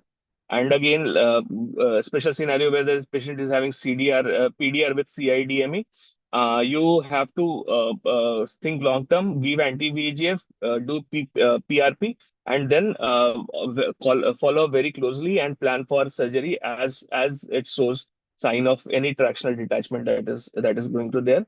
And the practical reality in India is treatment compliance. When you do PRP, mostly it is 3 sitting. If the patient is pseudophakic, I also always prefer to inject dexamethasone, not because it is superior, but because the burden is less on the patient. If the patient is phakic and only CIDME with moderate to severe grade of DME, then I inject anti-VEGF monthly, or now with aflibercept, it has gone to around 8 to 12 weeks. So this is the takeaway that is going to be there. So you treat, you re-image, you reassess the response, and then you adjust or switch wherever required. And this is the final takeaway that is there when there is no or mild to moderate NPDR with DME or non-center involved DME with good visual acuity and stable OCT. You observe when the patient is having PRP for severe NPDR with peripheral non-perfusion, focal grid laser or anti-VEGF for persistent non-center involvement DME, and inject as first line when the patient is having center involvement DME or if the patient is going to be taken up for surgery for PDR. With that, I'd like to stop and thank you all for your patience here. Thank you, Dr. Naresh, for summarizing almost each and every point. And you clearly mentioned when to inject, means when anti-VEGF is more useful, when laser is more useful. I will take one brief comment from all of our three expert panelists, and then meanwhile request Dr. Sweta to be ready with her presentation. Dr. Nilesh, very nice presentation. Okay, are we Thank you, discussing sir. after the presentation? So please give your comments. Yeah, I just wanted to ask Nilesh about the study which you had conducted. As far as the intraretinal fluid is concerned, generally we don't tolerate IRF. Little bit of SRF in persistent case of DME, we observe if the vision is not coming down. So, Okay. in your study, did you see this IRF? Keeping the IRF doesn't actually worsen the case. Yes, sir. So this was the primary objective of this study when we conducted it in Coimbatore with Ashish sir. And what we had observed, sir, the entire concept of SRF being tolerated was coming from the macular neovascularization. Now, the macular neovascularization, the lesion is starting sub-RP. In the lesion and the leakage is starting for diabetic retinopathy and for BRVO and CRVO intraretinal. So the concept remains same. Near to the origin of the lesion, you can tolerate fluid because it is just around the lesion. So it completely gets reversed. If for MNV we tolerate SRF, but if you objectively see the IRF is better tolerated. RVO cases where there is mild CME, you can leave. But if SRF is there in diabetic retinopathy, it is surely going to progress and cause the problem because the fluid, it shows that the lesion is very active, that it is surpassing from the origin, that is the inner retinal layer, crossing the outer retinal layer and going sub-RP, subretinal. So it is indicating that the disease activity is more rather than less. Interesting. Okay, so we have the last but not the least speaker with us, Dr. Shweta Balsingh. She is the Director of Prime Vision Eye Care in Nagar, and she would be speaking on a very new topic, a young ophthalmologist success session, building surgical skills, referrals, and clinical practice. Dr. Shweta, the stage is yours. Yeah, thank you, Dr. Abhijat, and I thank AIOS and ARC for giving me this opportunity. And now coming to our last segment of this webinar, I'll be talking on building surgical skills, referrals, and clinical practice. Is my presentation visible? Yes. Yeah, thank you. So success is not just a number of surgeries, but it has varied outcomes like patient outcomes up to your work-life balance. And these are the three pillars which we'll be discussing in brief today, right from starting building the surgical skills, building referrals to building our clinical practice. So starting with the surgical skills, being an ophthalmologist, having a good surgical skill is something which cannot compromise upon. And the surgical skill building starts right from the basics, right from our early days, where we get to train at right institutes and learning under experienced mentors, building correct surgical habits right from day one. It involves right from maintaining your surgical posture to handling tissue and handling your micro instruments. It will help in understanding every surgical step. So, in a busy practice, so protocols get often underrated, but they are the most practical tools for improving the outcomes. So, that will help in standardizing your surgery, reducing your complications and giving you better patient outcomes. So for a surgeon, learning never stops. We need to keep updated with new techniques and recent advances. And one of the most helpful ways is to watch surgical videos and live surgeries. And not just our the expert videos, even our own videos will help us learning a lot. You have to record, analyze, and improvise your steps accordingly. So if you have any difficult cases, discuss with your mentors and peers. And of course, you have to upskill. So regularly attend your workshops, conferences, wet labs, and SSTCs. So your road to surgical success, which starts from training, it improves with practice and experience, and then you reach the excellence. So coming to the next segment of referrals. The referrals ecosystem has three main factors. One is patient-to-patient referrals, referrals by doctors like ophthalmologists and non-ophthalmologists, and referrals from eye care partners. So patient-to-patient referrals, it is one of the most powerful and most sustainable. Although it is slow, but it is steady and it is the most time-tested strategy for long-term results. So there is a practical and objective way of measuring your patient-to-patient referrals, and that is called Net Promoter Score. So when you monitor your NPS, it will help you in identifying your detractors, that is your unhappy patients. It will help in understanding the reasons for dissatisfaction and also convert your promoters into advocates. So thereby your own happy patients will become your brand ambassadors. So how do we improve this patient-to-patient referrals? We need to focus on patient experience as well as relationship building. So on every visit, try and deliver an exceptional patient experience so that the patient will be happy to come back to you. And even if there are complaints, try and address the complaints promptly with minimum turnaround time. And even if you get negative reviews online, respond very professionally to the reviews and try and solve the issues at the earliest. To build a relationship with existing patients, you can have privilege cards or loyalty programs for patients. You can also give post-op discount coupons for referrals so that your operated patients will bring in more patients. And encourage your satisfied patients to share their own experience. So exceptional patient experience is the foundation for sustained referrals. And how do we build professional referrals? So professional referrals come from physicians, diabetologists, endocrinologists, pediatricians, neurologists, and also fellow ophthalmologists, and optometrists and optical shops. So to build such referrals, try and visit doctors who you feel that will be referring the patients potentially. Conduct the educational CMEs for other specialties and also your fellow ophthalmologists.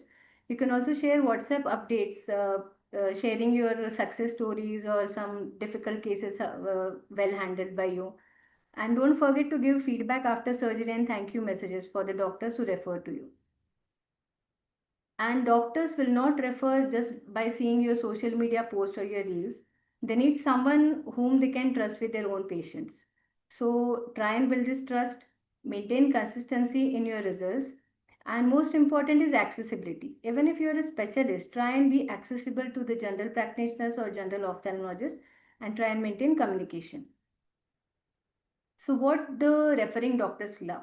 So these are few of the factors which the referring doctors will love, but the most important, especially for the VR, plasty and specialty surgeons, is they love it when you refer back their cataract patients to them. And apart from that, as I mentioned earlier, easy communication, reliable and accessibility, and honest advice, giving priority appointments to the referred patients will also help. So this was in brief about referring. And now coming to the last segment, building clinical practice. So once we have enough number of patients and how to build the clinical practice, so you have patients and while everybody is giving you the premium IOLs and 6x6 or supernormal visions, give the patients a why to choose you. So you have to find your USP and work on the USP and try to promote it. So the patient journey starts from acquisition and it continues into patient retention. So you can acquire patients either by referrals, marketing, walk-ins, but to retain the patients, you have to take some efforts like reduce waiting time, provide pleasant ambience, and excellent clinical services, of course. You have to give consistent outcomes maintain quality standards, and keep in touch with your patients. So nowadays, marketing is one of the most valuable thing in practice management. So depending on your area of practice, where you practice, so you can have a perfect blend of traditional as well as modern methods of marketing. I practice in a semi-urban or rural area, so we have both traditional as well as modern marketing, which will bring our patients. So nowadays, having good online presence is imperative. So build your website, which should be interactive, work on your AEOs and SEOs, and have a strong and dynamic Google business profile. Keep updating your Google business profile. Try and take good reviews from patients. The more the number of reviews, the better your AEO and SEO will be. And keep posting short videos or patient education videos. So in traditional marketing, if it is working in your area, you can go for some newspaper articles, newspaper advertising, camps, or sponsored program. So good marketing will help you in building trust, improve credibility, increase visibility, and attract the right kind of patient. So just performance is not important. We have to measure what we have performed. So it will give you it will guide you whether you are on the right track or not. So keep monitoring your performance, measure your outcomes, and whenever you feel that you are lacking in some areas, you have to work on them. So in measuring and monitoring the performance, practice analytics come handy. So these are few of the indicators and their benchmark values. So I'd like to highlight on financial indicators first, because we tend to just measure the EBITDA and profit margins, but it is also important to focus on the average revenue generated per patient and the average ticket value. So if you focus on these areas, you will know the profitability of your hospital, how you are working, and where you need to cut corners. Average waiting time should ideally be less than 45 minutes for non-dilated patients and less than 90 minutes for dilated patients. Surgery advice to counseling should be 100%. Means whatever patients you have advised surgeries, every patient should be counseled. Conversion to surgery should be ideally at least 65%. So these are few of the indicators and benchmark values which we should monitor in our day-to-day practice. And financial planning for a practice is in itself an entire topic for a webinar. But in short, I would like to highlight that we need to plan and manage our finances right from current expenses. You should build emergency funds. Emergency funds should have at least 6 months worth of expenses like your staff salary, your maintenance, and overhead expenses. If you are already in a set practice, try and work out for expansion planning in advance, infrastructure investment, and keep the debt to minimum. Try to repay the loans as fast as possible. So we cannot work without our team. So if you take good care of your staff will take care of you. So focus on their training and skill advancement, incentivize their work, and trust me, the cost of replacement for a good employee is much higher than a cost of retention. So try and retain your good employees, even if it comes at a higher cost. At the same time, discipline is important. There should be certain discipline policies, and there should be zero tolerance for financial fraud and sexual misconduct. So while you keep working, don't forget to live your life. So foundation of all these pillars which we saw is, after all, you. So work on your mental, physical, and emotional health. Don't wait for burnout, but try to prevent it. And if possible, have a second source of income. So I have enlisted few of the mistakes young ophthalmologists make, and one of them is not investing in people, comparing with seniors, and not documenting. So try to build your skills, build relationships, build yourself, and your practice will follow you. That's all. Thank you so much. Thank you, Sweta, for highlighting almost each and every point.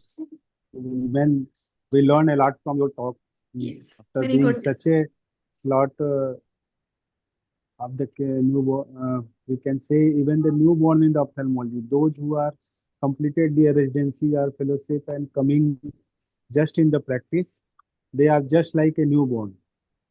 There is lot of problem for them, and if they follow at least few of your steps, means you have almost highlighted each and every point. It is such a beautiful way that yes, anyone can follow it, and it's very much important for them, for everyone, how to retain a good staff, how to manage. And best thing, you already mentioned that it is not only for the staff or the maintenance or the finances, but also taking care of your own health, because everything is there when you are there. If we are not there, then nothing work for any scenario, any institution, anywhere. With this word, I would like to take comment from our respected panelists today for the webinars and also on the Shweta's talk. Thank you, sir. Very well spoken, Dr. Sweta. It is not only for the beginners, but at every step, it will help and guide to the practitioners particularly. Thank you so much. Yeah, to And go. thank you all the speakers who gave real justice to all the topics. Thank you all.